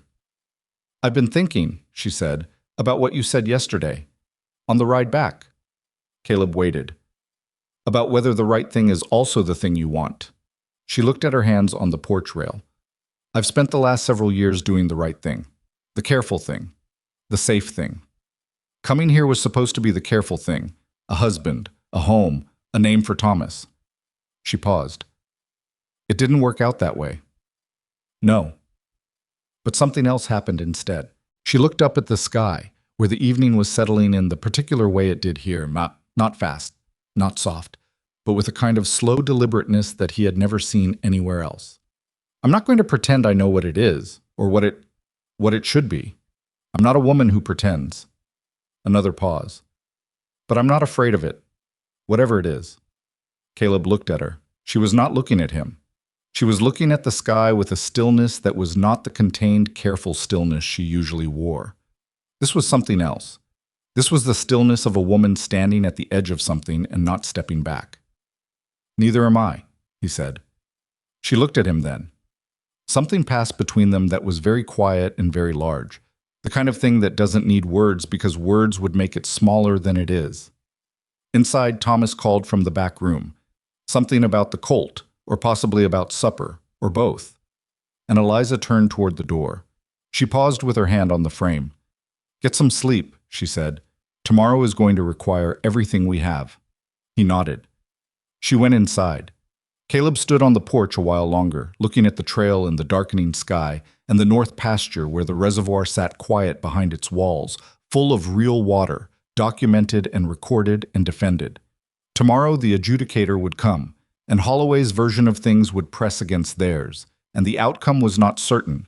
He was honest enough with himself to know that nothing about this was certain, that men with Holloway's resources did not lose easily, even when they were wrong. But tonight the ranch was quiet, and the water was real, and there were lights in his windows that had not been there 4 weeks ago, and a boy asleep in the back room who had said, "We," when talking about the work they were doing, just casually, the way you say "we" when it's simply true.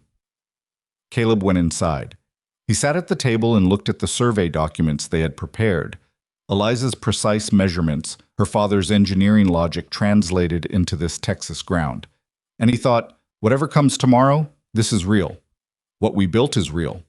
What we are to each other is real. Grant Holloway could send adjudicators and legal challenges and men with shovels in the night. But he could not make real things unreal. Caleb put out the lamp and went to bed, and outside the north pasture the reservoir held its water in the dark, patient and full, and entirely without doubt. Prescott arrived at 8 o'clock exactly, which told Caleb something about him before he opened his mouth. Men who arrived exactly on time to inspections were men who understood that punctuality was a form of authority, that showing up at the precise moment you had stipulated demonstrated that you controlled the terms of the encounter. Prescott was a county adjudicator of perhaps 45, with the careful grooming of a man who took his official capacity seriously and the careful eyes of a man who took his own interests more seriously still. He had a young assistant with him who carried a leather satchel and wrote things down. He had no warmth and no coldness either, just a professional neutrality that Caleb recognized immediately as the most dangerous kind of face to read. He shook Caleb's hand at the porch. He nodded to Eliza with the minimal courtesy of a man acknowledging a presence he had not expected and did not know how to categorize. He looked at Thomas briefly and then looked away in the manner of a man to whom children were simply irrelevant to the business at hand. "I'll need to see the site," Prescott said, "and whatever documentation you have." "I have both," Caleb said. He led Prescott and the assistant to the north pasture. Eliza walked with them, which Caleb had not asked her to do, and which Prescott's expression suggested he would have preferred she didn't. Thomas had been left at the house with strict instructions to stay in the yard, which he was almost certainly not following, but that was a problem for later. The reservoir in the morning light looked exactly like what it was. A substantial, carefully constructed water collection system. The cistern walls solid and well mortared. The channel inlets aligned precisely with Eliza's drawn specifications. The water level had risen another inch overnight. Caleb checked it every morning now, with the habitual attention of a man who has learned not to take real things for granted. Prescott walked the perimeter without speaking. His assistant wrote in the satchel notebook. Prescott crouched at the eastern wall. the wall that Holloway's men had damaged, now rebuilt to its original specification and reinforced, and examined the mortar work with an expression that gave nothing away. "This section," he said, "it's newer than the rest." "Repaired," Caleb said. "Vandalism." Prescott looked up. "Vandalism. 2 men came onto the property at night and took down approximately 3 feet of the wall. I reported it to Sheriff Tull. It's in the county record." A pause. The assistant wrote something. Prescott's eyes moved to Eliza, who was standing to Caleb's left with her folder of survey documents held under her arm, and an expression of complete composure that Caleb knew, by now, was costing her something. "Mrs. Prescott started. "Monroe," Eliza said. "The survey documents were filed by you?" "Yes." "Your qualifications?" It was the kind of question designed to diminish before the answer arrived, the assumption embedded in the asking that the answer would be insufficient. Eliza had heard this kind of question before. Caleb could tell by the way she didn't react to it. "My father was a railroad survey engineer," she said. "I apprenticed with him for 8 years before his death. I can provide the methodology for every measurement in those documents if you need it." She held out the folder. "The elevation calculations are on pages 3 and 4. The subsurface hydrology assessment begins on page 7. Prescott took the folder. He opened it. He read in silence for a long time, long enough that his assistant stopped writing and simply waited. And Caleb watched his eyes move across Eliza's precise figures and understood, from the quality of the silence, that whatever Prescott had expected to find in those pages, this was not it. "These are detailed," Prescott said finally. "Yes," Eliza said. "They are." Prescott closed the folder and held it in a way that suggested he was not going to hand it back. "I'll need to conduct my own measurements." "Of course." Eliza reached into her coat pocket and produced a second copy of the documents. Caleb had not known she had made a second copy, but he was not surprised. "You can keep that set." Prescott looked at the second folder she was holding out. Something crossed his face that was not quite discomfort, but was in the neighborhood. The expression of a man who has come prepared for a certain kind of opponent and found a different one. He took the folder. The inspection took 3 hours. Prescott measured things that Eliza had already measured, which was his right and his job, and his figures.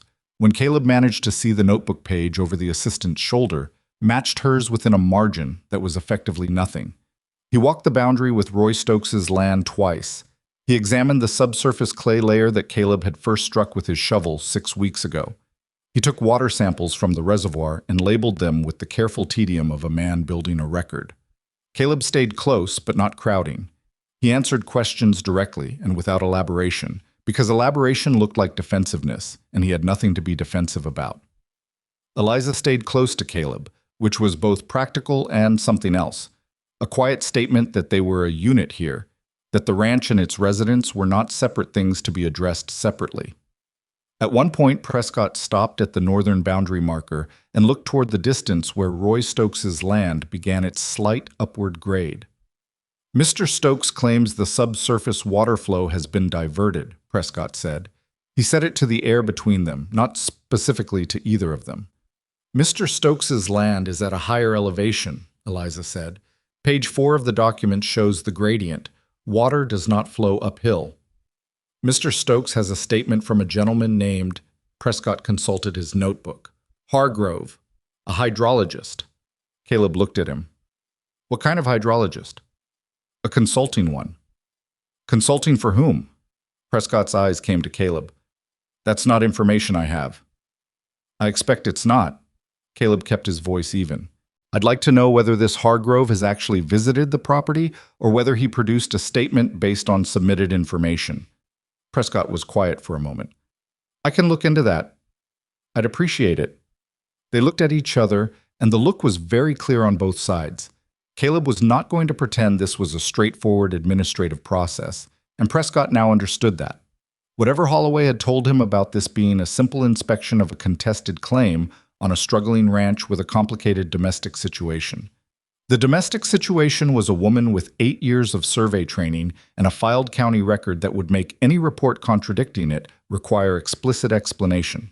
The inspection ended at 11 o'clock. Prescott told them the report would be filed within 30 days. He shook Caleb's hand and nodded again at Eliza, and this time the nod had a different quality, marginally more respectful, the automatic recalibration of a man who has updated his assessment during the course of an encounter.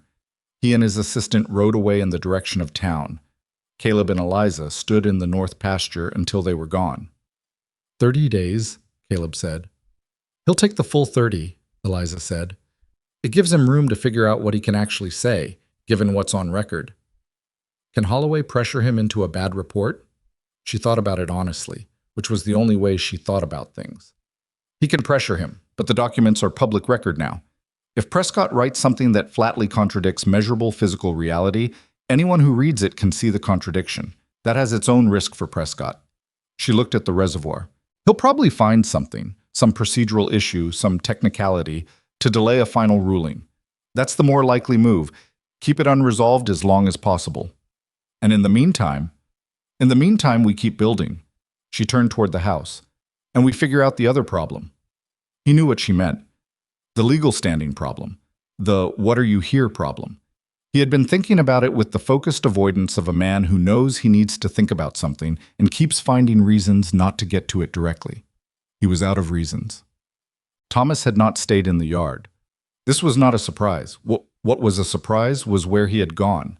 Not to the barn, not to the colt, but to the fence line on the western edge of the property, where he was sitting on the bottom rail looking out at the open ground with the particular stillness of a child who is working through something privately. Caleb found him there at noon. He leaned on the fence beside him and said nothing for a while because Thomas was a boy who did not respond well to being approached too directly.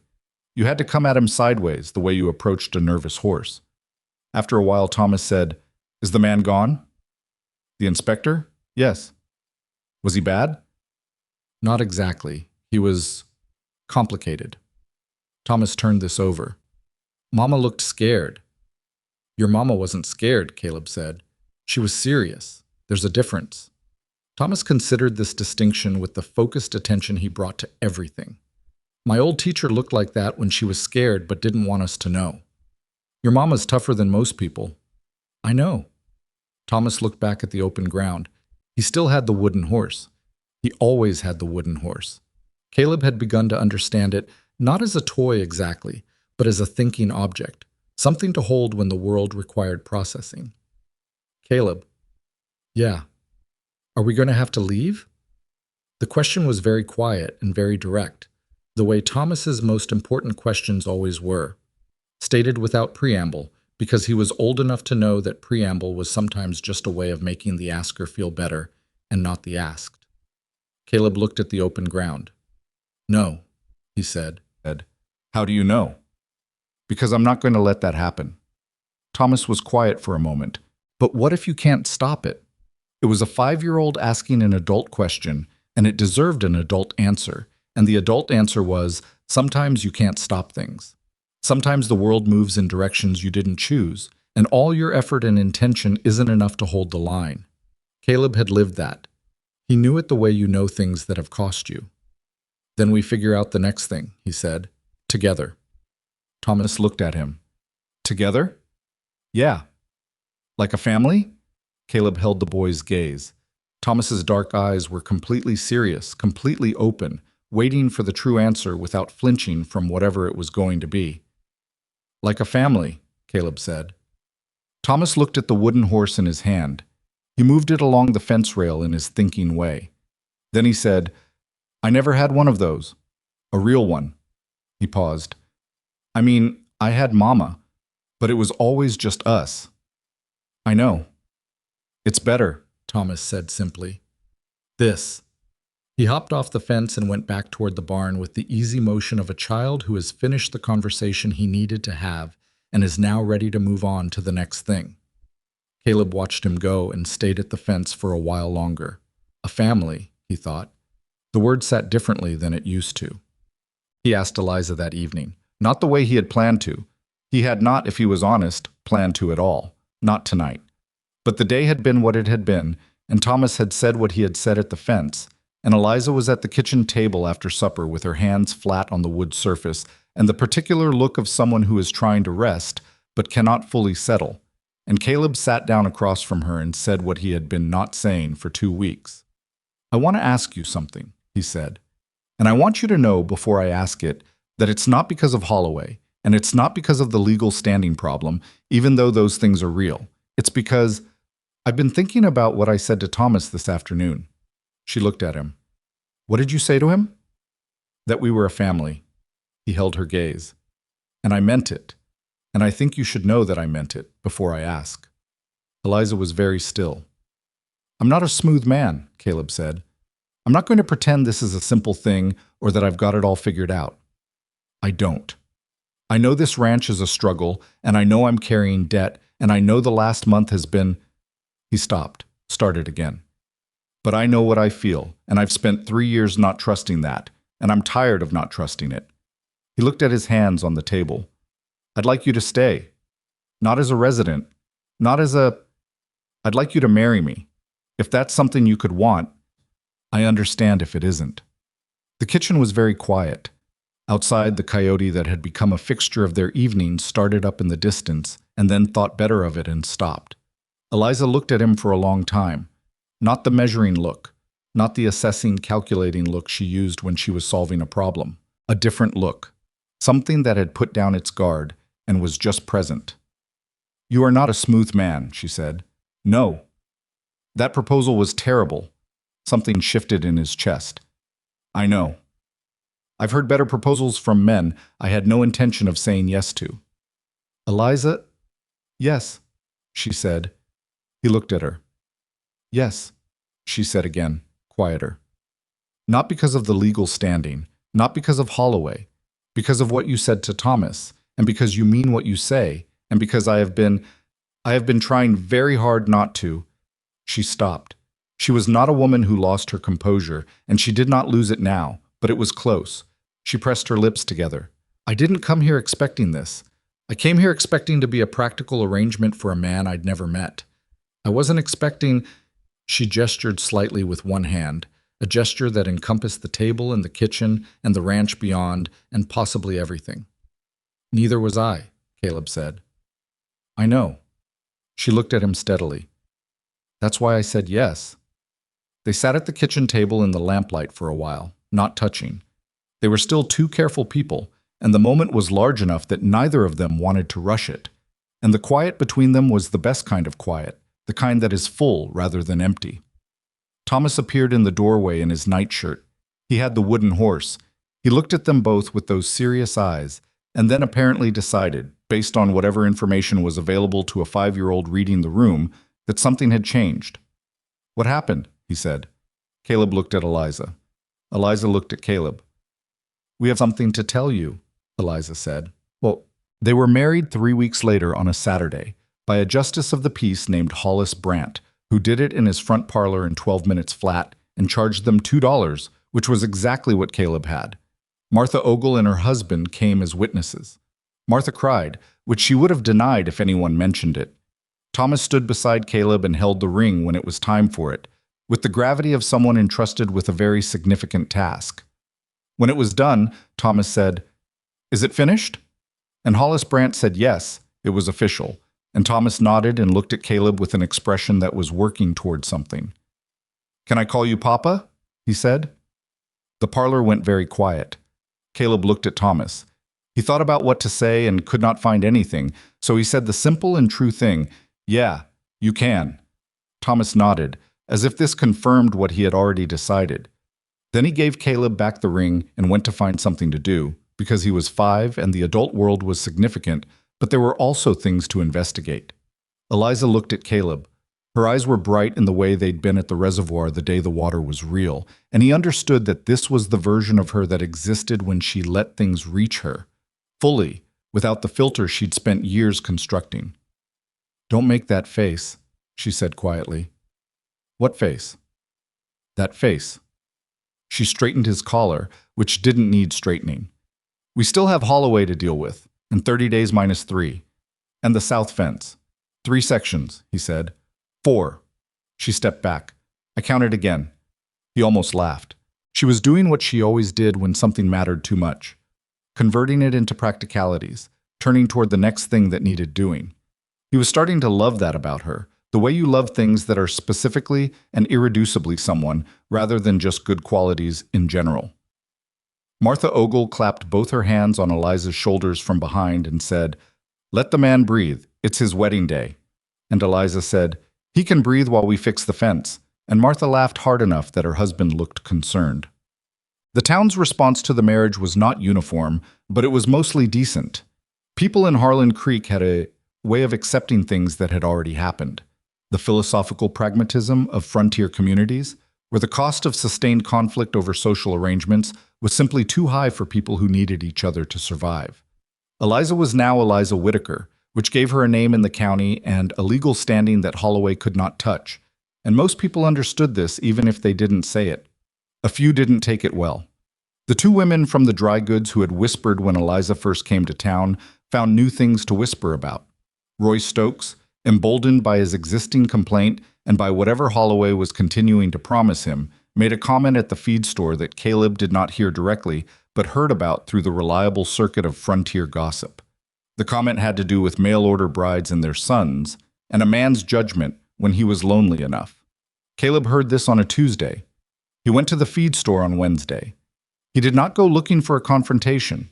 He went because he needed wire, and the feed store had wire, and he was not going to change his route through town because Roy Stokes was afraid of his own shadow and had let that fear be pointed at Caleb's family. He found Roy at the counter and said his name, and Roy turned with the expression of a man who knows what's coming. "I'm not going to tell you what you can and can't say," Caleb said quietly. "That's not my business. But I'm going to tell you once that my wife and son are not a topic I'm going to be patient about." He held Roy's gaze. "We clear?" Roy Stokes was a small man in most of the ways that mattered, but he was not entirely without dignity, and he nodded without looking away, which Caleb respected enough to leave it there. He got his wire and left. On the way out, the baker's wife, Mrs. Engel, who had given Thomas the cinnamon roll on that first difficult Saturday, touched his arm as he passed her shop. "Congratulations," she said. "I heard about the marriage. Your wife is a good woman." "She is," Caleb said, "and the boy is a fine boy." She paused. "I hope things settle down for you." "They will," he said. He was not entirely certain of this, but it felt true when he said it, which was something. Prescott's report arrived on day 28. Not day 30, day 28, which meant he had come to a conclusion 2 days early, which Eliza said meant one of two things. Either the hydrology was so clear that there was nothing to reasonably contest, or Holloway had pushed for a faster resolution because waiting longer served no purpose. They read it at the kitchen table. Thomas was in bed. The lamp was between them and the document was 6 pages, typed in the careful language of county officialdom. The report found no evidence of subsurface water diversion from the Stokes property. The elevation data and hydrology documentation, it noted, demonstrated that the natural water flow in the area ran in the opposite direction from that alleged in the complaint. The complaint filed by Roy Stokes was determined to be without factual basis. The reservoir and cistern project was found to be in compliance with county water regulations. The Whitaker Ranch's water rights to the subsurface spring were confirmed. Caleb read the conclusion twice. Then he set the document on the table. Eliza had finished reading a moment before him. She sat with her hands flat on the table in her resting way. "He ruled for us," Caleb said. "Yes." "I didn't think he would." "I wasn't sure either." She looked at the document. The county record made it too expensive to rule otherwise.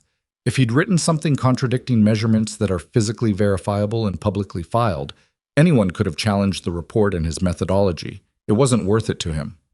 "Holloway's not going to accept this." "No," she agreed. "He's going to try something else."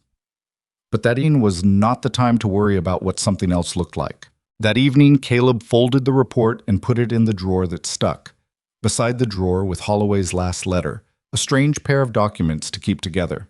And he and Eliza sat on the porch in the September air that had gone cool enough now to make it comfortable.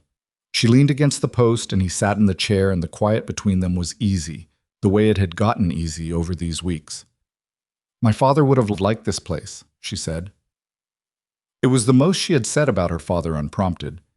He liked problems with physical solutions, water problems, gradient problems, things you could measure and figure out. "Tell me about him," Caleb said. She was quiet for a moment, not reluctant, thinking about where to start. He was a serious man, she said, not cold, just precise. He believed that if you understood a thing correctly, you could deal with it, anything. That lack of understanding was the root of most human error. She looked at the dark pasture. He was mostly right about that. Mostly? He didn't understand my mother well enough. She left when I was 12. A pause. He understood that she'd gone. He never understood why. Caleb said nothing. He waited. He raised me after that, Eliza said. Took me on survey work because there was no one to leave me with, and then kept taking me because it turned out I was good at it. Something warm moved through her voice. He never said that. He just kept taking me. She looked at her hands. He died of fever when Thomas was 2. Thomas's father was not a man who stayed. My father was the last of my family. I'm sorry, Caleb said. It's all right. She said it in the way that meant it was not entirely all right, but had been lived with long enough to become manageable. I learned from him that you look at things as they are, not as you wish they were. That you measure before you decide. She paused. I measured this place when I arrived. I measured you. He looked at her. And? And the place had good bones, she said. And you had sad eyes and a good heart and a horse that bites fence posts when he's bored. She glanced at him sideways. I thought there might be something worth staying for. Might be, he said. I've updated my assessment. She looked back at the dark. There is. He reached across and put his hand over hers on the porch rail. She turned her hand and held his. They sat like that for a while, not talking, while the evening settled around them, and somewhere in the north pasture the reservoir held its water in the dark, and somewhere past the tree line Holloway's light still burned, and tomorrow would bring whatever tomorrow brought. The town meeting was Toll's idea. He came to the ranch 4 days after the adjudicator's report and told Caleb that there were enough people in Harlan Creek who were tired of what Holloway had been doing, not just with the Whitaker ranch, but with the half-dozen other properties he had pressured and bought in the last 2 years, that they might be willing to say so publicly if they had a forum to do it in. A town meeting, Caleb said. Harlan Creek has a public meeting mechanism, Toll said. Town charter. Any resident can call a meeting to raise matters of community concern. If the water rights situation and Holloway's conduct, the business with the vandalism, the water complaint, is raised as a community concern, it becomes public record. Holloway will know it's coming. Yes, but that's not necessarily a disadvantage. Toll looked at him steadily. It forces him to either show up and defend himself publicly or not show up and look like he's avoiding it. Neither is comfortable for a man who depends on his standing in this county. Caleb thought about it. He thought about it with Eliza that evening, and she had questions, good ones, the precise kind, about what the meeting could and couldn't accomplish, what the risks were, what it meant if Holloway showed up with lawyers versus if he showed up alone versus if he sent someone else. Can it actually stop him? She asked. Not by itself, Caleb said, but Toll thinks it can change the cost calculation. Right now, Holloway's operating like nobody else has an interest in what he's doing. If the community puts itself on record as having an interest, it's harder to act like a private matter. She nodded slowly. Who would speak? Toll says there are people willing, the Engel family. A few of the farmers he's pressured. Martha Ogle. He paused. He says you should speak too. Eliza looked at him. Me. You're the one who built the reservoir documentation. You're the one who understood what was happening with the water rights before I did. You know more about what Holloway was actually trying to do than anyone. She was quiet for a long time. He could see the internal calculation. The woman who had arrived as a stranger in this town and spent weeks earning her way to being something other than a stranger, weighing the exposure of standing up publicly against the protection that public standing could provide. If I speak, she said, people will have opinions about it. People already have opinions about you. Having opinions about me quietly in the dry goods is different from me giving them a public reason to have opinions loudly. Yes, he agreed, but it's also different from you being a woman who stood up and told the truth when it mattered. She looked at him for a long time. Something behind her eyes was moving through the calculation and coming out the other side. When is the meeting? 2 Saturdays from now. She nodded once. All right. The Saturday of the town meeting was overcast in the particular way that West Texas went overcast in early October. Not the dramatic cloud building of summer storms, but a low gray lid that made the light flat and made distances look closer than they were. The Harlan Creek Meeting Hall was a long room above the feed store that smelled of cedar and old tobacco and held about 80 people when it was full. It was full today. Caleb had not expected that. He had expected a reasonable turnout, the people Tull had specifically spoken to, and perhaps a few others who had heard through the town's reliable gossip channels. Instead, the room was dense with bodies, people standing at the back and along the walls, and the sound of many separate conversations that died down when Tull called the meeting to order. Grant Holloway was there. He was seated near the front, not hiding, with Aldous Fitch beside him, and the posture of a man who has decided that attending is less dangerous than not attending. He looked at Caleb when Caleb came in, a steady, assessing look that acknowledged the situation without conceding anything. Roy Stokes was there too, in the middle of the room, looking like a man who deeply wished he had not let himself be used for someone else's purposes, and was now going to have to sit with the consequences. Thomas was not there. Martha Ogle had taken him to her house for the afternoon, which Thomas had accepted with the pragmatic grace of a child who knew when adults needed to do things without him. Tull opened formally. Water rights in the county, a complaint filed and adjudicated, a pattern of property acquisition and pressure that had affected multiple families in the valley. He was careful with his language. He named no one at first. He laid out the situation like a map, letting people orient before he asked them to say anything. Then he opened the floor. The baker, Mr. Engel, spoke first. He had sold a small piece of his northern property to Holloway 2 years ago under what he described as considerable pressure, implied threats about his flour supply contracts, which Holloway's purchasing agent apparently controlled. He said it quietly and without drama, the way a man recounts something he is not proud of having allowed to happen. The Corrigan family, 3 brothers who ran cattle north of Holloway's main spread, told a similar story. Water access, implied threats, a sale that felt less like a transaction and more like an extraction. Martha Ogle stood up and said, in her direct and unimprovable way, that she had been watching Grant Holloway operate in this county for 6 years, and it was time for the community to have a clear look at the pattern of what he'd been doing. And she said this while looking directly at Holloway, who looked back at her with the expression of a man who had underestimated her and was revising that estimate now. Then Tull asked Caleb. Caleb was not by nature a public speaker. He stood up and was aware of the room in the uncomfortable way of someone who would prefer to be anywhere else. And he told the story plainly. The offer, the refusals, the men with shovels in the night, the water complaint, the adjudicator's report. He did not editorialize. He let the sequence speak for itself, because the sequence was damning enough without ornamentation. Holloway's lawyer, not Fitch, a different man who must have been brought specifically for today, rose during a pause and said that his client denied the allegations regarding the reservoir vandalism, and that the water complaint had been a legitimate action pursued through proper legal channels. Caleb looked at him. The adjudicator found the complaint had no factual basis. The adjudicator's finding is a matter of record, the lawyer said smoothly, as is the fact that the complaint was a legitimate legal instrument used by a legitimate party. Roy Stokes, Caleb said, and looked at Roy, who looked at the floor. The room made a sound that was not quite a response, but was a collective impression of one. Then Eliza stood up. The room went quiet in a particular way. The way rooms go quiet when someone unexpected stands up, when the calculation of who in the room has something to say is suddenly revised. Eliza stood with her hands at her sides and her posture straight, and her voice, when she spoke, was clear and even. She told them about the survey, about the hydrology, about what a water rights seizure of the Whitaker property would have meant for the valley, not just for one ranch, but for the surrounding properties, because the Broken Spurs aquifer was connected to the broader subsurface water system, and controlling it meant controlling access for a wider range of land than Holloway had publicly represented. She had the documents. She had brought copies.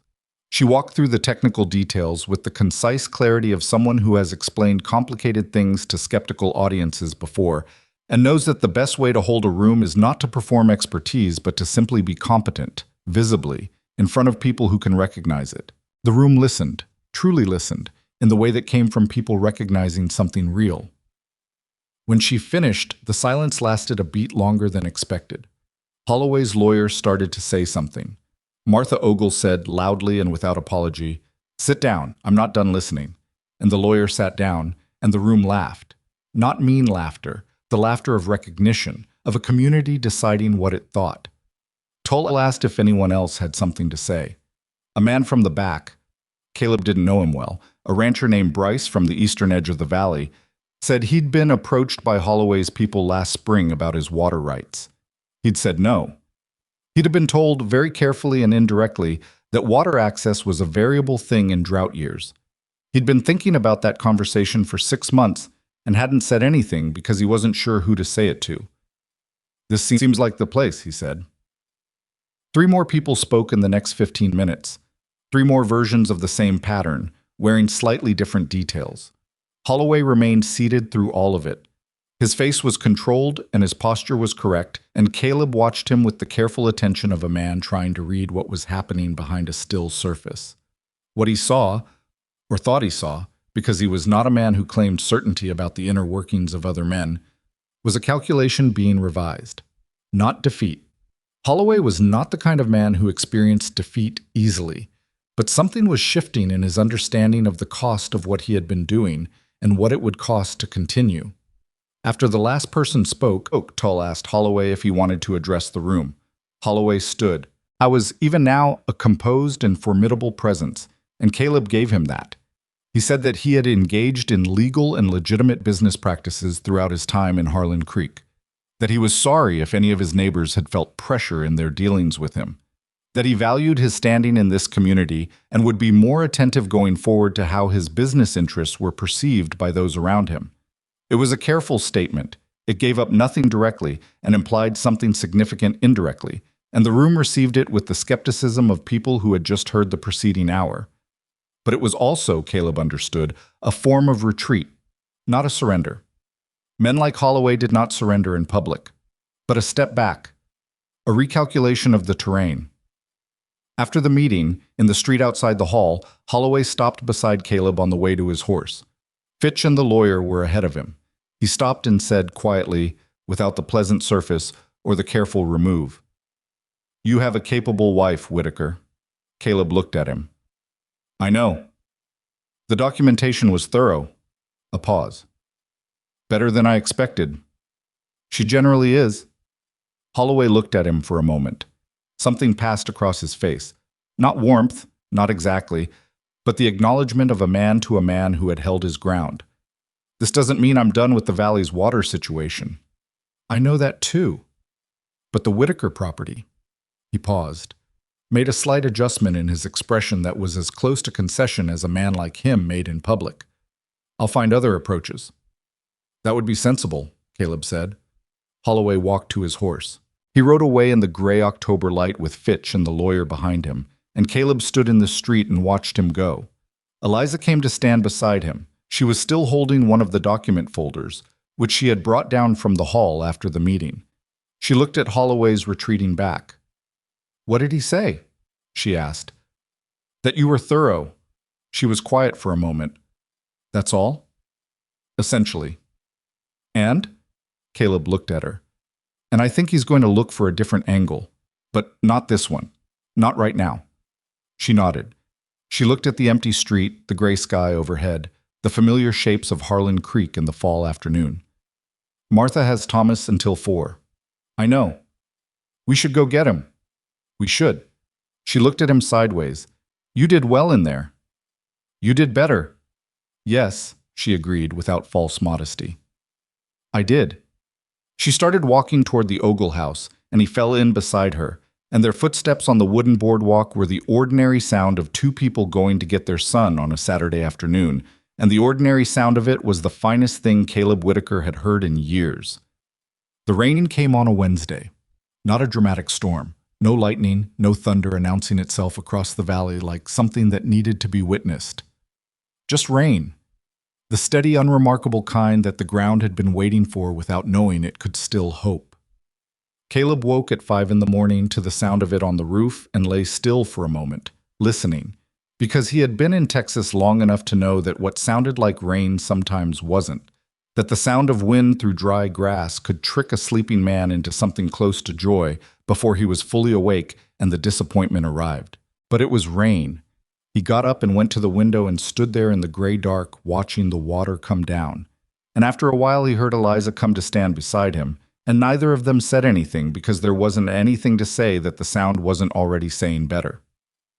Thomas slept through the first hour of it. When he woke and came to the kitchen and heard the roof and looked at the window and understood what he was hearing, he said, "Is that?" And Caleb said yes before he finished the sentence. And Thomas went to the door and opened it and stood in the doorway with his feet on the threshold and his face tipped slightly upward. "It's cold," he reported. "Rain usually is," Eliza said. "I like it." He stood there another moment. Then, "Is the reservoir filling?" "If it's raining here, it's raining up the watershed too," Caleb said. "The channels will be moving." Thomas looked at him with the expression that meant he needed to see this for himself and was calculating how quickly he could make that happen. "Can we go look?" They went at noon when the rain had eased to a drizzle. All three of them, in coats, Thomas in the middle with his boots making satisfying sounds in the newly soft ground. The north pasture smelled the way land smells when it finally gets what it needed. Not the pleasant decorative smell of rain on clean pavement somewhere civilized, but the deep, almost violent smell of dry earth releasing something it had been holding for too long. The reservoir was 3 inches higher than the morning before. The channel from the barn roof was running a steady, clear thread of water. The eastern channel, the one Eliza had adjusted 10 degrees north, the one they had argued gently about for an afternoon before he'd agreed she was right, was carrying more water than either of them had anticipated. Thomas stood at the edge and looked down at the rising water with the wooden horse in his hand and an expression of complete satisfaction. "It worked," he said, the same words he'd used the first time. But different now, fuller. That first time had been the surprise of something barely dared. This was the confirmation of something they had built and believed in through the weeks it was uncertain, through the legal challenge and the night with the shovels and the town meeting and all the days of weather watching with the particular anxiety of people whose survival was attached to what the sky did. "It worked," Caleb said. Eliza crouched at the waterline and put her fingers in. Cold, dark water, the same water Thomas had touched that first day. She looked at her wet hand for a moment, and Caleb watched her face, and what was on it was something he had not seen there before. Not the relief of a problem solved, but the deeper thing underneath the relief. The feeling of having built something real and seen it hold. She looked up at him. My father would have had something precise to say about the flow rate. What would he have said? She considered it. Probably something like adequate, given the gradient. She smiled. The full version, rare and worth waiting for. He wasn't effusive. Neither are you, Caleb said. No. She stood up. But I'm standing in a wet field in October next to a reservoir we dug by hand, and I think that says something. He put his arm around her and she leaned into him with the ease of someone who has decided to trust the ground they are standing on. And Thomas looked at the water and then at them and apparently decided this was all acceptable because he turned back to the reservoir and began telling the wooden horse about the channel system with the patient thoroughness of someone who has recently learned something and wants to make sure all parties are informed. Roy Stokes withdrew his water complaint formally that November, in a brief letter to the county that said almost nothing and meant a great deal. Caleb heard about it from Tull, who delivered the news with the understated satisfaction of a man who had been waiting for it. Roy Stokes did not apologize. He was not, in Caleb's estimation, going to apologize. He was too small in his particular way for that. But he stopped speaking about the Whitaker ranch and the feed store, and he nodded when he passed Eliza on the main street, which was the closest thing to acknowledgement a man like that could manage, and was, Caleb decided, sufficient. Grant Holloway did not disappear from the valley. Caleb had not expected him to. Men with that kind of money and that kind of appetite for acquisition did not simply redirect themselves because of a town meeting and an adjudicator's report. But the nature of his presence changed. He was still there, still buying land where he could, still controlling certain supply contracts that gave him leverage with certain people. But the Whitaker Ranch was off his visible agenda, and the open pressure stopped, and the silence where the pressure had been was its own kind of answer. Caleb thought about this sometimes, about what it was, exactly, that had stopped Holloway. Not courage alone, though there had been that. Not the legal documents alone, though they had mattered. What had changed the calculation was that Holloway had come expecting to deal with a lonely man on a failing ranch, and had instead encountered something he hadn't accounted for. Two people who were each, separately, capable of holding their ground, and who together were something different again from the sum of what they were individually. A man who had spent 3 years failing to care about anything was harder to pressure than a man with obvious vulnerabilities. A woman who could build an airtight hydrological survey and present it to a room full of skeptical neighbors was not the convenient target that a mail-order bride with no local standing had appeared to be. Holloway had done his arithmetic on the wrong numbers. By the time he corrected the calculation, the cost of continuing had risen past what the land was worth to him, and he was, above all else, a man who understood cost. Thomas learned to ride that winter. Not well, not with any of the ease that would come in a few years when his body caught up to his ambition and his nerves settled into something more proportionate to his actual experience. He learned badly and enthusiastically, which was the right way to learn something you genuinely wanted to do. He fell off the colt twice and got back on both times with the determined expression of someone who has decided that falling is a data point rather than a verdict. The colt, who had grown since the summer and was beginning to develop opinions of his own that complicated the training considerably, seemed to have decided that Thomas was acceptable. Not easy, but acceptable. They suited each other, Caleb thought, in the way that two young things that don't quite know what they're doing sometimes find a working arrangement based mostly on stubbornness and proximity. He watched them from the fence on a Saturday afternoon in December, this boy who was his son now, in the only way that finally mattered, legally, daily, completely, and felt the feeling he had stopped expecting to feel again. Not happiness exactly, or not only happiness. Something more durable than that. The feeling of a man who has stopped waiting for the loss that is coming and started paying attention to what is actually in front of him. He had lost things. He would lose more things. That was the deal, the one nobody announces when you arrive and nobody can renegotiate on your behalf. His first wife. The baby. The 3 years of silence. These things had happened and they were still true and they were part of him. He was not a man who believed that new joy canceled old grief. I was a man who had learned, slowly and against his own resistance, that they could exist together, that the space inside a person was not so small that one had to leave for the other to be present. Eliza came to stand beside him at the fence. "He's going to fall again," she said. "Probably. He's leaning too far forward. He knows. He'll correct it or he won't." She watched Thomas make a lopsided circle on the colt, correcting and overcorrecting and correcting again, with the endless trial and error of a child who has not yet developed the self-consciousness to be embarrassed by the process. "He's like my father," she said. "Keeps looking at the problem until he understands it." "He's like you," Caleb said. She was quiet for a moment. "I hope so," she said. "In the useful ways." What are the useful ways?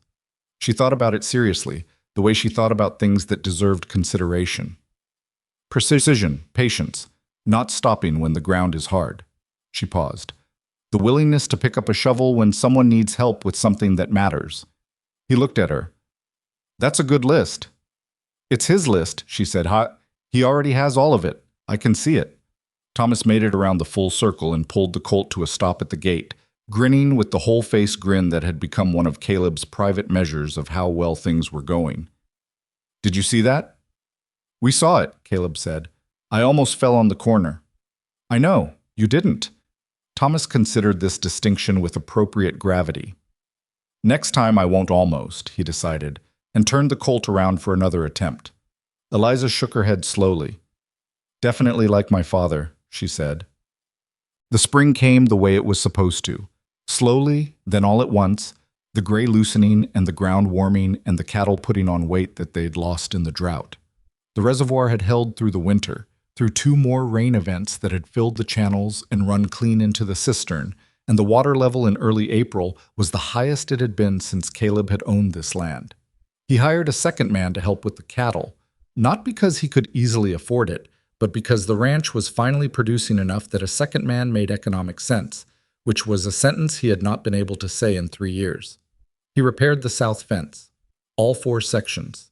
He did it over 3 days, working from first light, and on the last day Thomas came and held boards while Caleb drove nails, which was not very efficient and added an hour to the work and was the best hour of those 3 days. He paid down half the Abilene debt. These were small things. They were not the resolution of a story, because his life was not a story with a resolution. It was a life, ongoing and unfinished, with the ordinary ratio of good days to hard ones, and the occasional disaster, and the persistent question of whether the work you are doing is going to amount to anything. He knew that. He had always known it. What had changed was not the uncertainty, but what he brought to the uncertainty, which was 2 people instead of 1, and a boy who carried a wooden horse and had opinions about everything. The family you build out of the wreckage of the life you expected is not a consolation prize. That is what Caleb understood, standing on the porch on an April evening watching the light go long and gold across a pasture that had water in its ground again. It is not the thing you settle for when the thing you wanted didn't work out. It is its own thing entirely, earned differently, built differently, resting on a different foundation, and stronger in some ways for having been assembled by people who understood what it cost to lose something and chose, in full knowledge of that cost, to try again. He had walked away from a railway station bench with a woman and a boy who had nothing and nowhere, and he had done it without a plan and without certainty, and because the alternative was a version of himself he did not want to be. That was the whole of it, not heroism, not even, really, generosity, just a refusal to walk away from 2 people who needed the world to not be as indifferent as it was showing every sign of being. And the world, in this particular instance, had returned the favor. Eliza came out with 2 cups of coffee and sat in the other chair and handed him one. The coffee was strong and slightly too hot, the way she always made it. He had stopped mentioning this. It was, he had decided, not a complaint worth making. Thomas was inside at the kitchen table drawing. He had moved from charcoal to a set of pencils Martha Ogle had given him for his 6th birthday, and his drawings had gotten more ambitious in proportion to his materials. He was, last Caleb had seen, drawing the reservoir in careful detail, with channels and measurements labeled in the painstaking block letters of a child who had been taught that precision mattered. He labeled the East Channel, Eliza said. He asked me how to spell gradient. What did you tell him? I told him. Then I told him what it meant. She held her cup. He said he already knew what it meant. Caleb smiled. Does he? More or less, She looked at the pasture. He's going to be good at this. The technical thinking. She paused. If there's a way to give him more formal education, mathematics, engineering principles. There's a school starting in Haskell next year. I heard about it from Martha. How far is Haskell? Far enough that it would require planning. She looked at him. I'm not saying now, I'm saying eventually. Eventually, he agreed. This was how they planned, not in declarations, but in gradually, in eventually, in the quiet accumulation of intentions that would become decisions when the time was right. It was the way 2 practical people who had both been burned by certainty learned to move toward the future without demanding that it commit to them first. The evening settled in. The cattle made their sounds in the north pasture. Somewhere past the barn, the colt shifted his weight against the fence in the bored, repetitive way he had, and Caleb made a mental note to give him more work tomorrow because an idle colt was a troublesome colt, and Thomas was not yet ready for troublesome. Caleb, Eliza said. Yeah. She was looking at the pasture. The light was almost gone, just a thin gold line at the horizon where the day was finishing its business. I was on that platform for 3 hours, she said, after Edmund Greer didn't come. I sat there and I thought I had made the worst decision of my life. Coming all this way, trusting a letter, a name, a promise. She paused. I thought Thomas was going to grow up watching me try to recover from my own foolishness. Caleb said nothing. He waited. And then this man walked over, she said, who didn't know me and had no reason to stop and looked like he hadn't slept well in about 3 years, and he asked if we needed somewhere to go. She looked at him. You were so uncomfortable, she said. You had no idea what you were doing. I still don't, he said. I know. Something in her voice was quiet and full and completely unguarded. But you stopped. That's the thing. When it would have been easier to keep walking, you stopped. She looked at her hands. I think about that. What a small thing it was. What a large thing it turned out to be. He thought about it too sometimes, the version of that afternoon where he didn't stop, where he told himself it wasn't his business, which would have been true, and walked past, which would have been easy, and went back to a ranch that was dying and spent the next few years watching it finish the job. The version of himself that existed in that branch of things was not a bad man. He was just a man who had let his grief convince him that the world was finished offering him anything worth having. He was glad he had been wrong about that. "I stopped," he said, "because your son was trying to be brave and he was 5 and it broke something open in me that I thought I had sealed up." He looked at her. "I'm glad it did." Eliza nodded once. She looked back at the horizon, where the last of the light was going. Inside, Thomas called, "Mama, how do you spell cistern?" Eliza closed her eyes briefly, the expression of a woman summoning patience that was actually very close to the surface and did not require much summoning. "Cistern," she called back. A pause. Then, "Is that a real word?" "It is a very real word," Eliza said. "You have been playing next to one for 6 months." Silence. Then the sound of pencil on paper. Caleb looked at the dark pasture and the full reservoir and the lit kitchen window with the small shape of a boy bent over his drawings, and he held his too-hot coffee and thought, this is the thing, not the dramatic version, not the moment at the station, or the night with the rifle, or the town meeting, or the rain filling the channels. Those were the events. This was the thing itself, this ordinary, imperfect, slightly too hot evening on a porch that needed repainting, with a woman beside him who made strong coffee and thought in gradients, and a boy inside who wanted to know how to spell the names of things he was learning to understand. This was what it meant to not be alone. He had forgotten and then remembered, and the remembering had cost him enough that he was not going to take it lightly again. The last of the light went. The stars came out over the Texas plain the way they always did, completely, without reservation, as if darkness were simply the condition under which they finally had room to show what they were. Caleb and Eliza sat on the porch and drank their coffee and did not need to say anything else, because the evening was saying it and the reservoir was saying it, and the sound of a 6-year-old carefully spelling out the names of things he intended to understand was saying it better than either of them could. The broken spur was not broken anymore, and the man who had stopped at a railway platform because a small boy was trying to be brave had gotten back. In the end, more than he had known he was missing, which is perhaps the only way such things ever come. Not announced, not deserved in any clean and simple sense, just offered, quietly, to the person who was still paying enough attention to notice.